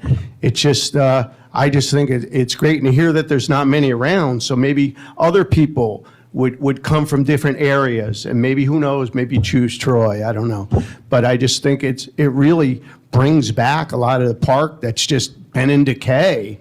So I can't think that the park people wouldn't be happy about that. Yeah, I think, Councilmember, that's a great point. And another point to make here as well, exactly like you said, the North Lake section of this playground, this park, is not going to just be a single small to medium-sized playground that's going to be placed there. This is going to be a, regionally, statewide, one-of-a-kind, if we get approvals here tonight, that will draw folks from other communities. We're talking about various sensory games and equipment. We're talking about, sometimes when we think of ADA accessible, or, we think of a small accessible swing, this is for, all ages to enjoy. And this is also for folks that don't have those needs to enjoy as well, so that folks that have particular needs and folks that don't can come together in one playground. So this is not just a one playground set that's being contemplated up on the northern end. This is more than just one playground. It will drive folks to the city of Troy. It'll be a great benefit for our community. And going back to the Old Park Pub, that also brought people from outside of the city in. It also was a great sense of community for the folks that live up there, that frequent our golf tournaments that normally support a lot of nonprofits. So there really is, there's a sense of community when you come to having that structure. The one that we're in hopes of, if this is approved, of getting, will show that would end up being a lower maintenance type structure, one that we can also still get heat, conditioning, all of those elements in, and it won't be something that will be hard for the city to maintain. But unlike a temporary, say, tent, for example, or that has to be removed and put up, this can be something that's permanent. It's a safe structure for folks to enjoy. We also have talks about, sectioning off a section that can be used for community. This also, keep in mind, we're not forgetting that there's a newer space still off of the Old Park Pub. There's still a pro shop up there too. This opens up the ability to start utilizing those spaces for other community uses. So, look, the golf course has come so far. It drives a lot of folks to our community. You got people that are members of country clubs coming down there now. You have people hiking. This also contemplates some trails, a connection for maybe Oakwood up the hill. I mean, this could contemplate anything that the community really wants to move forward. And like you said, Councilmember, we're trying to, this is the best estimate with a lot of solid information. Nick has been part of this project since even before, talking about it with Siemens a little bit. He's very familiar with the city of Troy and our parks and our projects.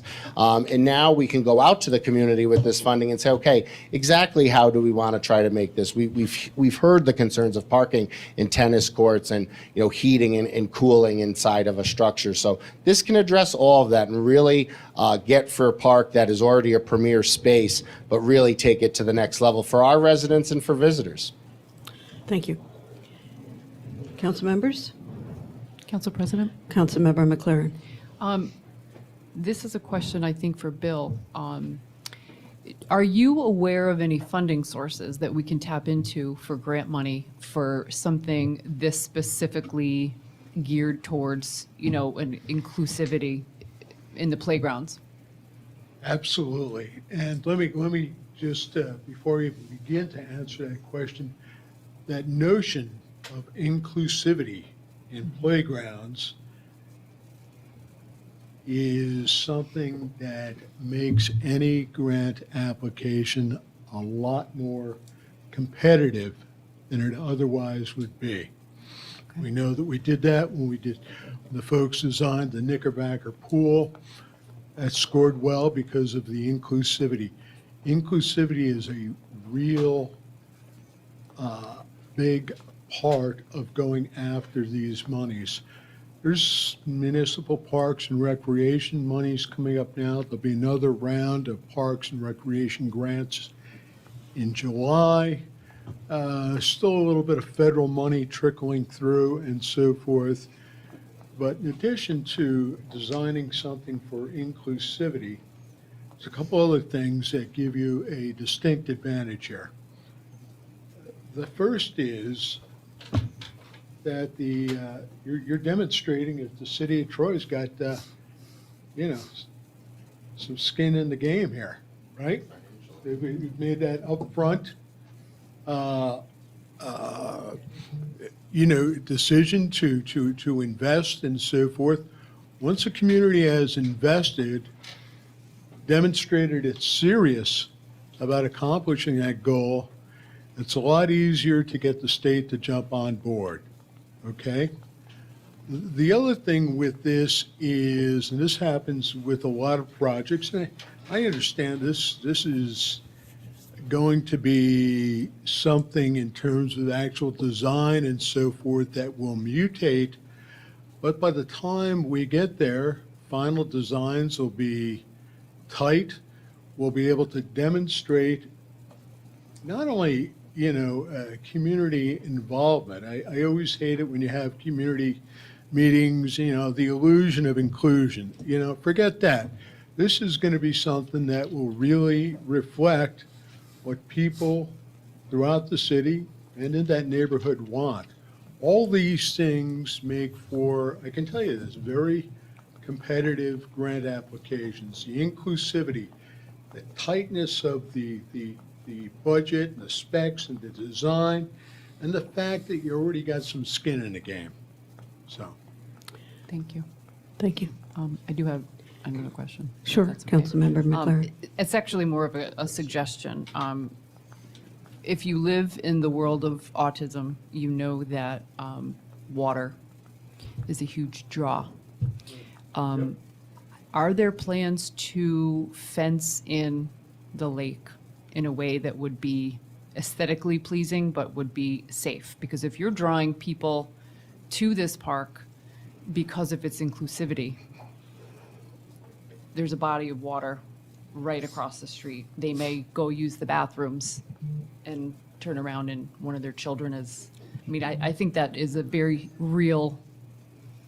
Absolutely, and that's, for the building side of the fence, yes. That pavilion space, absolutely, that's going to be fenced. Thank you.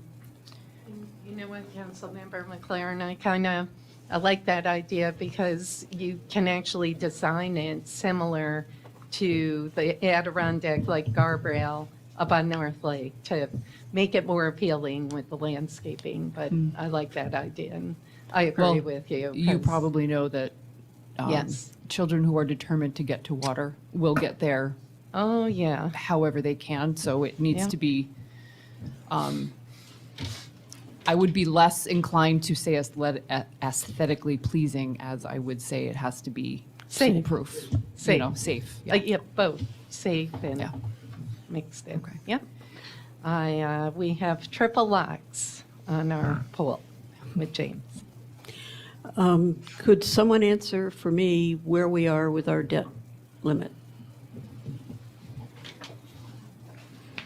So throughout this process, I did talk to our fiscal advisors where we are. I know that we are well under, anywhere that would raise any type of flags or alarm bells. The city did just pay off on this past year, I believe, somewhere around $17 million worth of debt. In those talks with fiscal advisors, just for everybody's knowledge, that who helps the city when it comes to going to bond market and advises us on that. I did have this discussion with Andrew to make sure that we weren't getting close to any limit. This wouldn't really throw off our debt service. And he did agree that, you know, we're far from hitting any of that limit that would raise any alarm bells, and that we also, you know, that this would still fit in and would not be too much of a hit with the budget, especially considering we just paid some funds off, as we continue to do, as grants or other sources do come in. I will note too, just from, because, you know, our bonding is affected by this, when the city, when the LDC went to bond off of the city's credit rating, because it was a city-backed lease, you know, we had anticipated all along that we would come 2 notches under the city's A+ rating. We actually only came back 1. That was off of a fresh phone call with S&P. Everybody should feel proud of that. That means we're still in a sound place when it comes to the way that the markets look at us and the way that our credit is, because that almost was just the same thing as the city doing a call as well. But Council President, I did have those conversations with fiscal advisors. No alarms. He felt very comfortable with this amount. Thank you. Council President. Councilmember Brosnan. All in all, what's the total projection of cost for everything put together?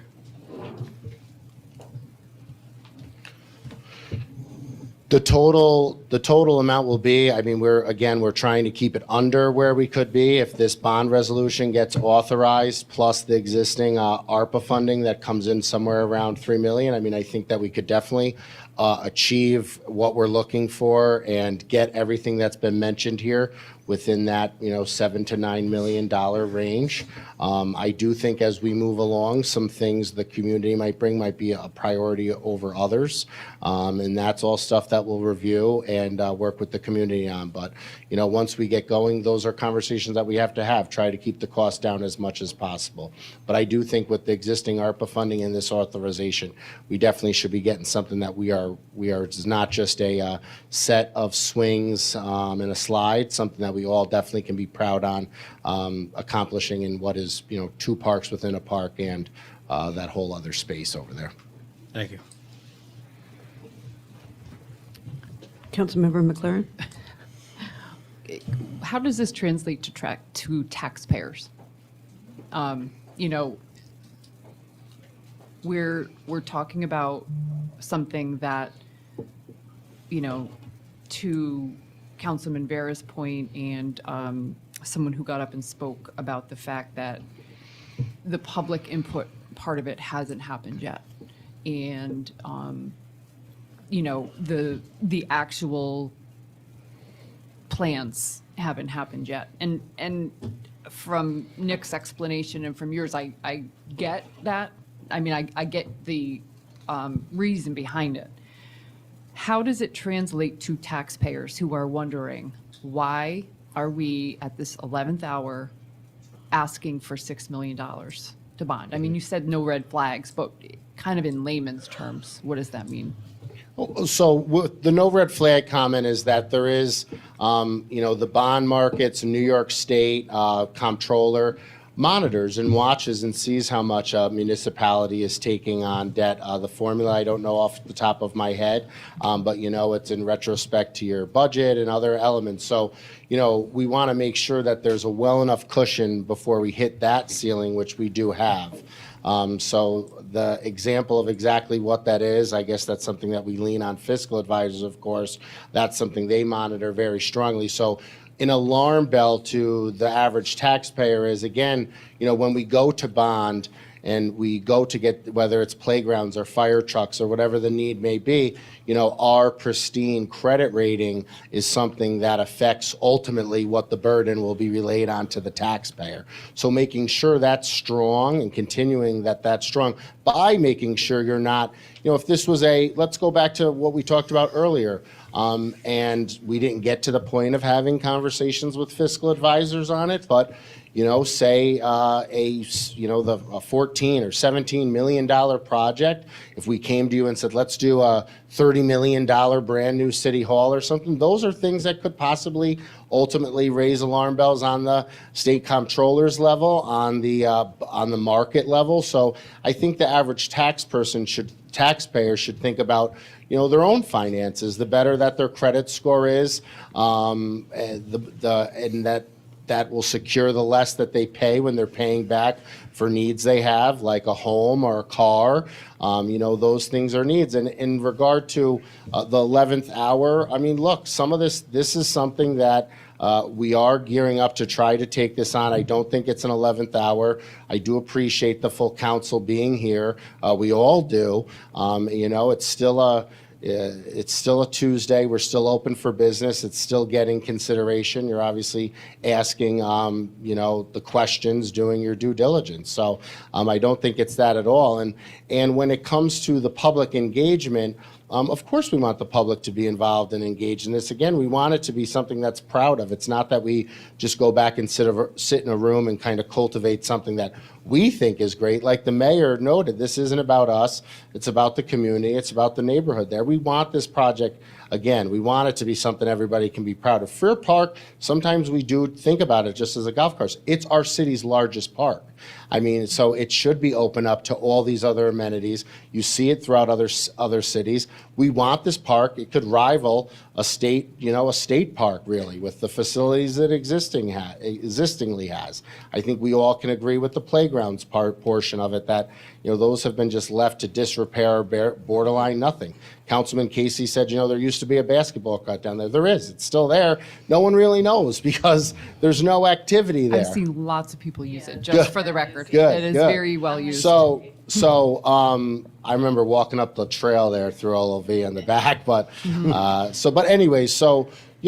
those are all things. We want this to be a project that there's more to this with the playground and the space that the community engagement can really be beneficial towards. It's not like it's just a regular old brick building. So, we welcome that community engagement. Can I just thank you for recognizing that the whole council is here tonight? I don't know, a few people I think are aware that at 4 o'clock today was the swearing in for the new council. And I had plans to be out celebrating with my family tonight as the committee celebrations ended. We had plans for tonight, which I had to cancel so that I could be here tonight. So I just wanted to thank you for recognizing that we're all here. And apologies for having to miss that, but we do thank you for being here as well. So what I want to add to this is that, we had a conversation yesterday, and I told you that this is a project that I could get really excited about. It's in my backyard. It's where I grew up. So I have a lot of skin in this game.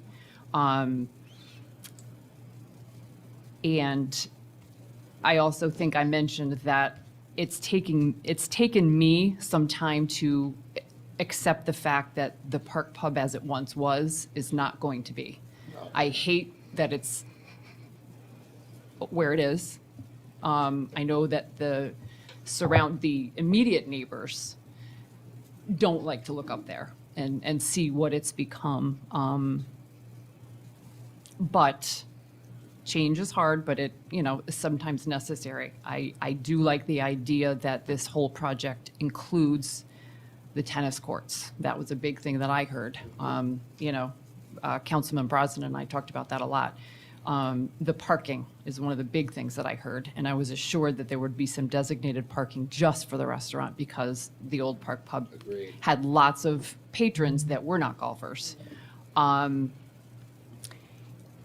hoping that there won't be trees cut down for this project because those trees have been there since long before I've been here.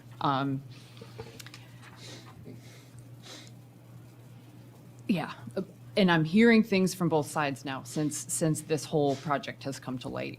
The new council are the ones who are going to kind of see this to fruition. So why not wait for the new council to put it forward? Why not put it off a week? Can you speak to that?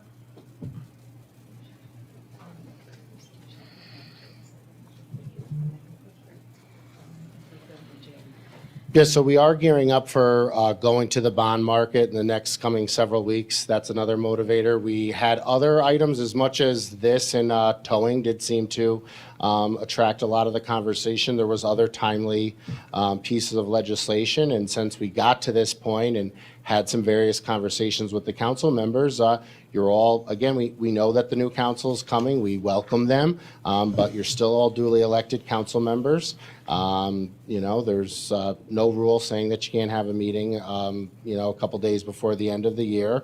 So, you know, on top, this wasn't the only item. Healthcare was a big one as well, which really was just the RFP by the time that got reviewed. So we put the handful of things that do have a little bit of timeliness to it. We would like to go to bond, you know, as much as this scope does lay out the gist of where we're going with this project. You know, Nick's got to get to work on progressing that to a design. We can start scheduling community engagement. So, you know, those are all things that we'd like to tee up as we go into this. So like Bill said, you know, it shows two other grant opportunities.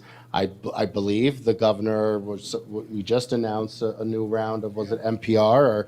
Or, so again, just like Nick Poole, you know, it shows when you're submitting for those grants, the fact that you already have a bond resolution authorized by the council, you get a letter of recommendation or intent from the mayor, you show that you have a further plan. That's how they evaluate those. Whatever plans are further down the road have a better chance of getting money. I hope that we have a shot of maybe getting some grant funding for this to offset it, because again, we only bond for what we need. We do not, and we only bond for it when we need it. So when the council authorizes even say a $6 million bond resolution, just like the Lansingburg Firehouse, another recent city project, we only go to bond market for what we need.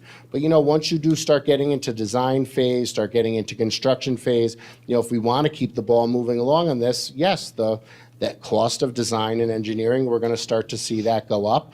We don't want to pay for that type of engineering. Of course, if it changes to that, we really only have enough funding to do a kind of a simple playground like what's up at Prospect Park. So, you know, this shows the commitment and the buy-in from both the council, so that on the administrative end, we can start getting this going. So that otherwise, I don't, you know, that is really our reasoning. And if I could add, as a prior council member in a district and prior council president, in my first month, I would not appreciate, and we have some new council members coming on board, 5 of them, I wouldn't appreciate a bond for $6 million. I believe, you know, the council that is here, it is appropriate to do at the end of the year, much like we've done prior years with the budget. As I mentioned, you're authorizing, as Seamus mentioned, we're not going to go to the bond market for the full 6. We're going to apply for funding. But saying that, as a prior council member and council president, there would be no way that I would be able, I don't think, to vote for a $6 million bond in my first month of office. So that's just me, no one else.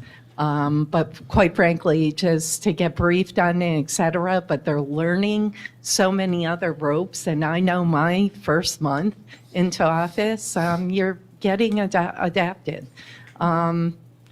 Each month that passes, costs potentially can escalate, but also we want to get shovels in the ground. So, but saying that, I have met with all of the new council members, and I'm hopeful that we will be able to work together, and I congratulate you all. And once again, we truly appreciate you being here tonight. Any other comments? We'll do a slow roll. Councilmember Keel. Aye. Councilmember Brosnan. Aye. Councilmember McLaren. Aye. Councilmember Vera. No. Councilmember Soriento. Aye. Councilmember Casey. Aye. In casting my vote, I want to say I respectfully disagree. Never before have we had a new council coming in with a super majority like we have coming in. The voters were pretty clear in their message. And so I think that since that council is going to be responsible for the budget that funds this, I think it's perfectly legitimate for the new council to entertain this. I do not believe that this is a solid plan at this point in time. We have ARPA money that can be used for the playgrounds, which would position us for grants. So I echo sentiments of those who spoke earlier and my colleagues that I feel this meeting was unnecessarily called. I think it was disrespectful of the members, and I really don't think that we should be entertaining this. I think this is the purview of the next council, so I vote no.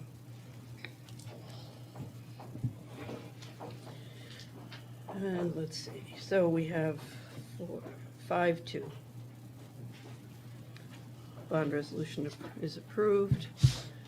Resolution 126, resolution authorizing the mayor to enter into employment agreements with the chief, deputy chief, and assistant chief of the Troy Police Department on behalf of the city. Councilmember Casey, at the request of the administration, is there a motion? Motion. Councilmember Brosnan with a second by Councilmember Soriento. Discussion on the resolution.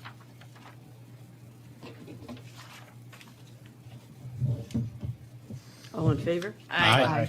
Opposed? Resolution is adopted unanimously. Then we go to ordinance 86, ordinance amending the 2025 capital projects budget. Councilmember Casey, at the request of the administration, is there a motion? Motion. Councilmember Soriento. Second. With the second by Councilmember Keel. Discussion on the ordinance. Council President, Councilmember McLaren? does that need to be amended to match the bond resolution? Yes, we do. We would need someone to, So I would move that we change the amount in this ordinance to $6 million to match the bond resolution. from 5 to 6 million. Yes. Okay. Is there a second? Second. I had lots of voices there. I'll say Councilmember Casey. Thank you.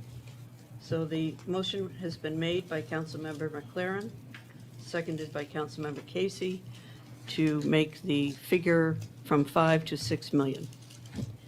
Everyone's clear on that? All in favor? Aye. Opposed? No. 6-1. On the amended ordinance. Discussion? All in favor? Aye. Opposed? No. The ordinance was adopted 5-2.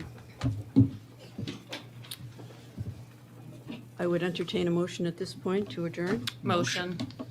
Councilmember Vera, with a second by Councilmember Soriento. All in favor? Aye. Opposed? We're adjourned. Do we want to go into the minute? Okay. I know, we're going to fly through. Yep.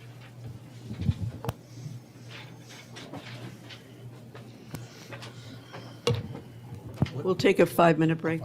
Okay. I guess I'll just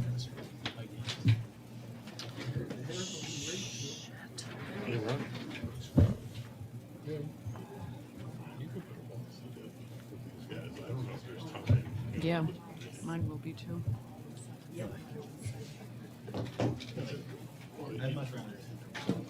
Well, I know you did a good job. We did a good job there. But, you know, I know it could have turned. You could handle something. But, yeah. At the time, I did.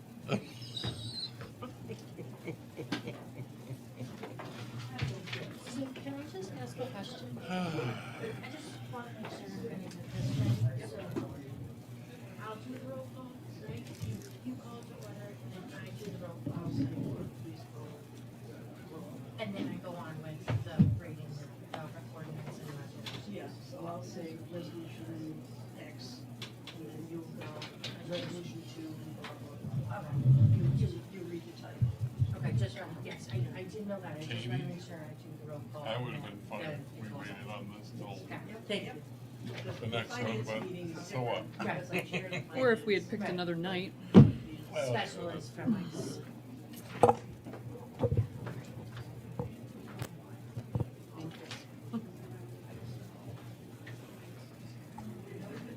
Just wanted to introduce myself. I've been the council president, Bill Rohr. How do you spell roar? R-O-E-H-R. Okay. People pronounce it R-A-R. So there was a reorg, spelled the same way, so they're not. There's an R-E-O-H-R. And Bugsy. That's the same thing. Ours is R-O-E-H-R. Okay, all right. It's a sort of something, it was incredibly fun. It's about the huge amount. My dad was like 10 years ago. Oh, okay. Well, the bottom line was, he had a lot of fun. I just said, he's still alive. Really strange.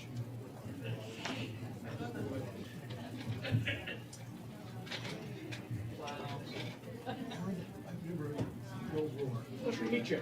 Good to meet you.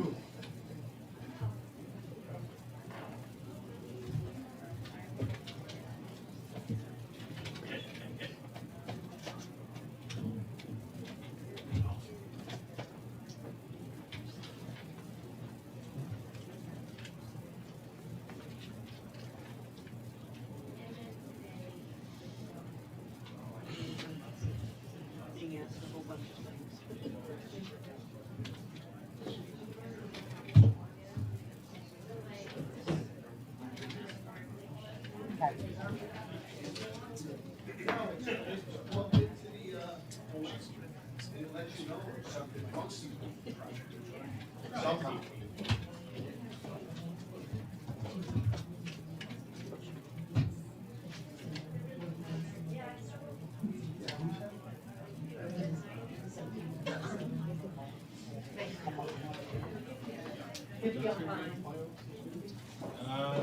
No, I think they just missed it. Just missed it. Being facetious here? Yeah, yeah. They have one of the first 3 picks. One of the worst 3 teams in football this year. Really, really crapped out this year. Yeah, it's pretty tradition. I just wanted to say a quick hello. Okay. Doing great. Good to see you. Don't like when they- Thank you so much for everything. Yeah, yeah. Even then, they sucked. I'm gonna go higher ground. Yeah, but Joe Namath was hawking. I don't know. He was selling something on some commercial. Yeah, he sold a bunch of stuff on every commercial. What's that?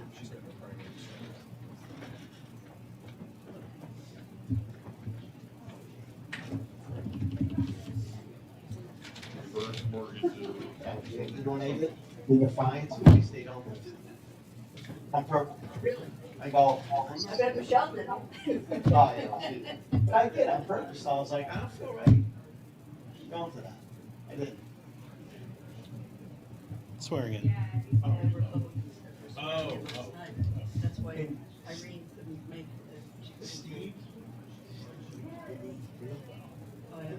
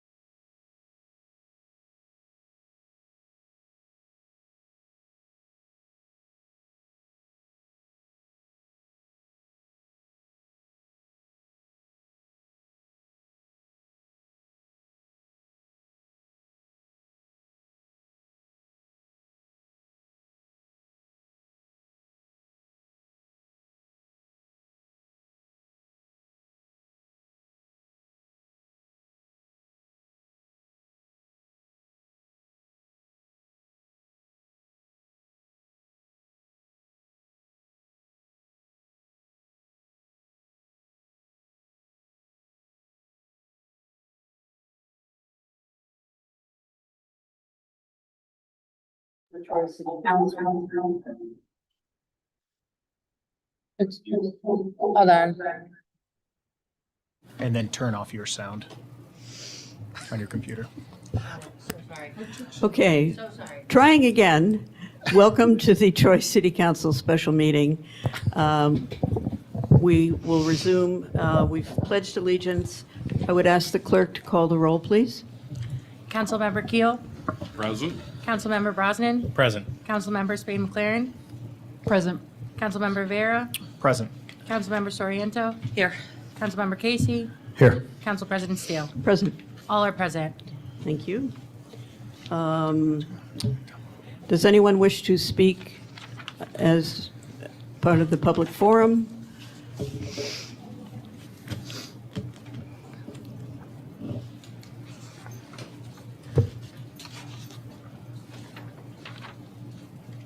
Hi, my name's Farah. I live in North Central, well, Lansingburg, kind of on the borderline. I just wanted to address the towing. So, with regard to the towing, actually a couple months ago, I had an idea for a virtual parking map, and I brought it to Councilmember Brosnan, who, as many of you know, we live together. He's my other half, and we did bring it to the administration. I even had a conversation with the administration about it. So I did want to just say, not to put them down, they may have forgotten there's a lot of things going on, but they did know.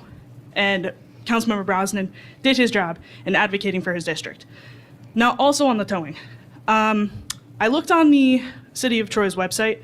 There is a way to dispute your ticket online. However, it's in the same portion as paying your ticket. So if someone was to go through and click those buttons like I just did, you would be essentially filling out to pay your ticket. And it isn't until the very end where you can choose to dispute your ticket. So it might be a good idea for the city to separate those two things on the website to make it easier for people to really understand. Because when you click it, it says dispute your ticket online. But when you click that dispute your ticket online, it goes to the portion where you fill it out. And it's like you could either pay your ticket or dispute it. So it needs to stay separate to make sure people understand. Because the button says dispute it, but the actual prompt is pay or dispute. Now, as far as the signage goes, I think it would be a good idea for the city to make it a requirement by way of resolution or ordinance, something to that effect, that all of these vendors for towing have to have a posted sign that not only has the towing fees, but also has a QR code or a link or some information to the city's website to dispute the towing fees. And that way, you can, if a vendor isn't complying, you have the city code, you have a resolution on your side to say, hey, you can't do that. This is literally the law in this city. So I highly suggest doing something to that effect to make sure that residents are aware of what their rights are and make sure that the vendors are following the rules. Now, I also just want to kind of elaborate on my virtual parking map idea because I still think that the city should utilize this. They have an amazing IT person, Omaid, who is more than capable of doing something like this. On the city website, where the tab says parking, if you just add a tab that says parking map, obviously we want to add more signage on the streets themselves. That would be ideal. But if you have this virtual parking map, you should be able to click any street, kind of like the city council district map where you can zoom in on your street and see what district you're in, kind of something similar where you would insert the parking restrictions for the various streets. So then there's no confusion because in North Central specifically and Lansingburg, there are not enough signs. I don't know how many times people have called him and said, hey, what are the parking restrictions? And he doesn't even know as a city councilman because there aren't signs. And he's been asking this entire 2 years for signs and for something to happen. So I urge the city council to potentially put some type of legislation forth to lock the city into following through with these ideas because it is important. Parking is something that affects the residents daily, and towing is something that affects the residents daily. All these big plans that we're talking about, yes, they affect the taxpayers, but something like this is really affecting your daily lives. So I highly encourage you guys to take those suggestions and run with them. Thank you. Thank you. Does anyone else wish to address the council?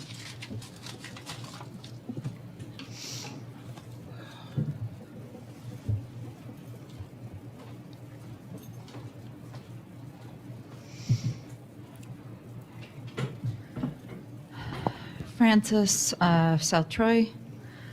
When I was reading through the agenda this morning, I had no idea towing was going to be so contentious. But I think all those ideas are great, and that, yes, they should be followed through on. With the Casella contract and the dumping, and in regards to how rushed this meeting was, it seems like the urgency is the fact that we're about to get fined because people weren't doing their jobs consistently. And I would also like to know, are the people who were doing the dumping still employed with the city? Have they been, I don't know, has anything happened there, or are they just still hanging out in the city getting paid for dumping illegally? As for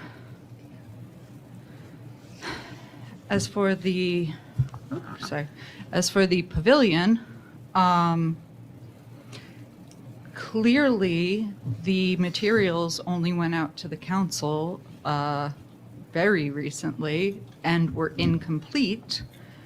I don't think that you should be making decisions on incomplete materials, even if you're provided a copy in the meeting. That seems a bit rushed to see something and make a decision minutes later.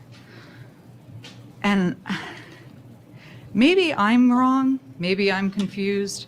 Why is anyone talking about the playgrounds in this meeting? Because all the public documents say nothing about the playgrounds. It is only about the pavilion and the physical building of it.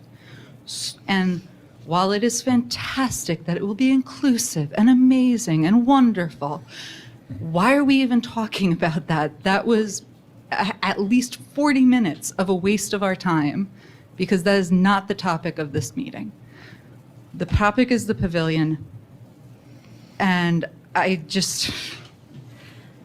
don't even think this meeting should be happening at all. I will reiterate my point from the earlier committee meeting that if this was happening, finalize the contracts, make it easy, but making these big decisions is at the last minute is a load of crap. Thank you. Thank you, Francis.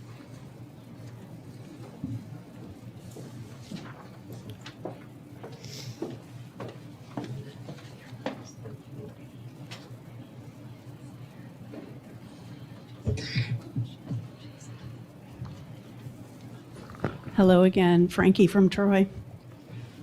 As an autistic adult, I can say that I care more about government accountability and fiscal responsibility than inclusion.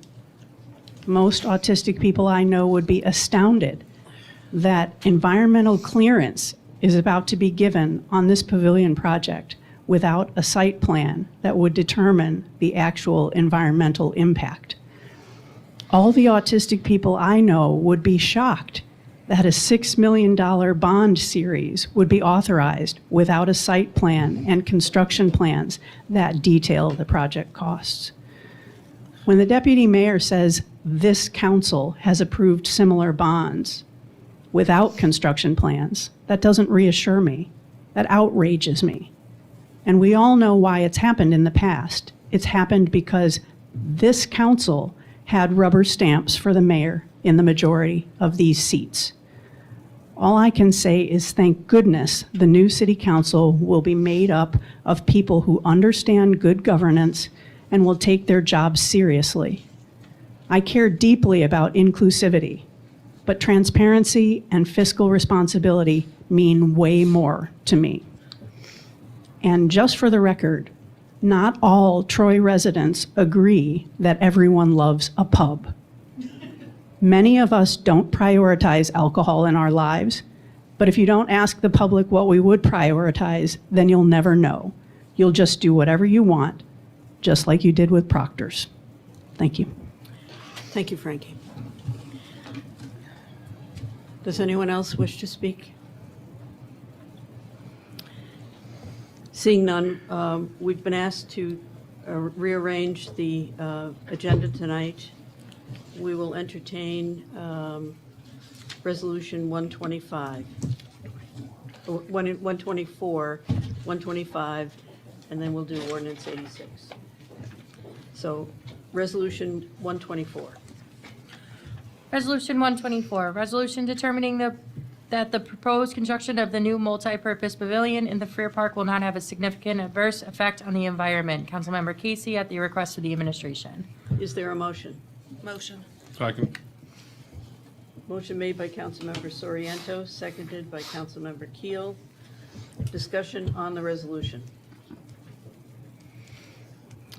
All in favor? Aye. Opposed? No. No.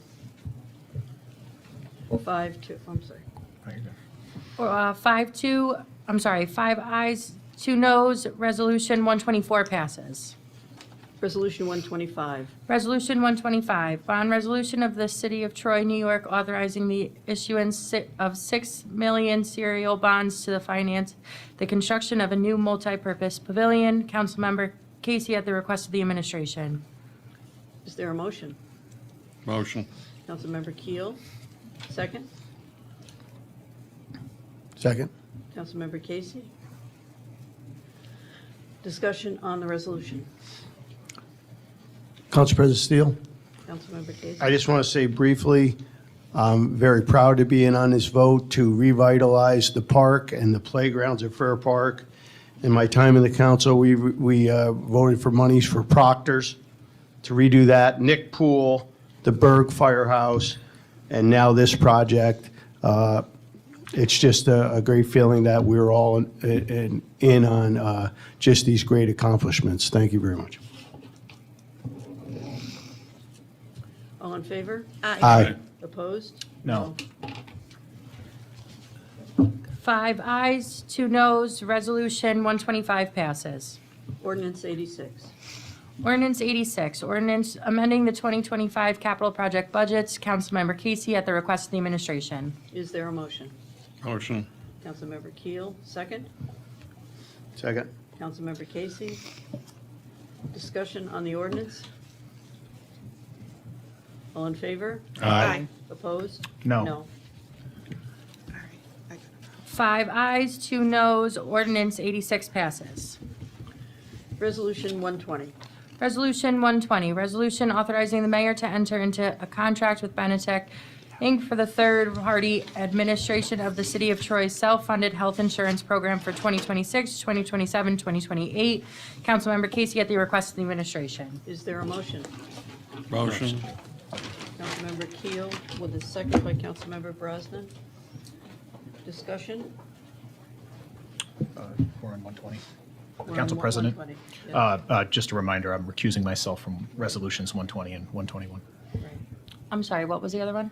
120 and 121. Right. Okay, thank you. All in favor? Aye. Opposed? And 1 recusal. Okay.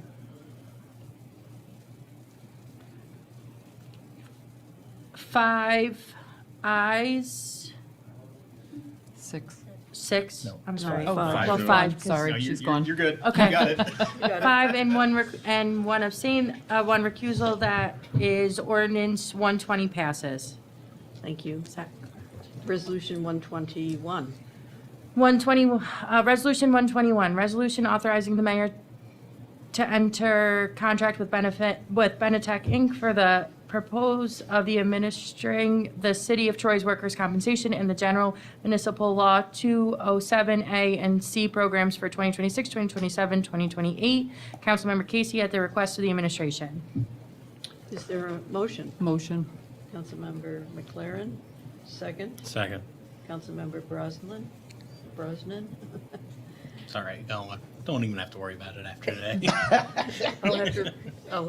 It'll be worse, believe me. Discussion on the resolution. All in favor? Aye.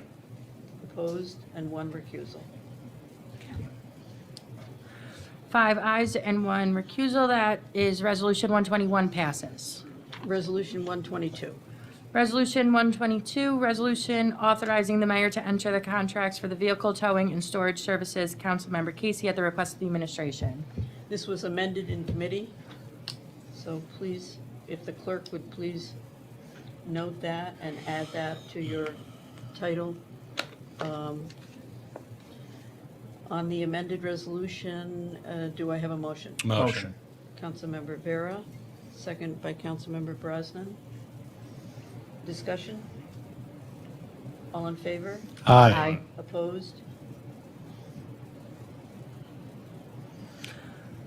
7 ayes, 0 noes, resolution 122. Six. Oh, 6, I'm sorry. No, that's fine. So sorry. problem. 6 ayes and 1, No, Absent. 6-0. 1 absent. 1 Maybe. absent. Yeah. Okay, You don't have to put No, but what. not under form. okay. Resolution 122 passes. Resolution 123. Resolution 123, resolution authorizing the city to engage Casella Waste Systems as a single source for removal and disposal services related to the city generated solid waste. Councilmember Casey at the request of the administration. Is there a motion? Councilmember Keel, Second. second by Councilmember Vera. Discussion? All in favor? Aye. Opposed?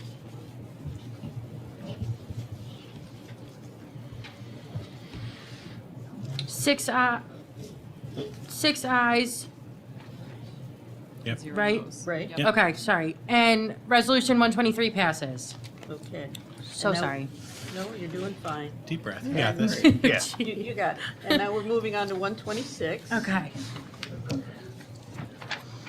Resolution 126, resolution authorizing the mayor to enter into employment agreements with the chief, deputy chief, and assistant chief of the Troy Police Department on behalf of the city. Councilmember Casey at the request of the administration. Is there a motion? Motion. Councilmember Brosnan? Second. Second by Councilmember McLaren. Discussion on the resolution. All in favor? Aye. Opposed? 6 ayes, 6 ayes, resolution 126 passes. Thank you. At this point in our agenda, we have a public forum on any topic, not necessarily an agenda item. Does anyone wish to address the council? Seeing none, I would entertain a motion to adjourn. Motion. Councilmember Brosnan. Second. Seconded by Councilmember Vera. All in favor? Aye. Opposed?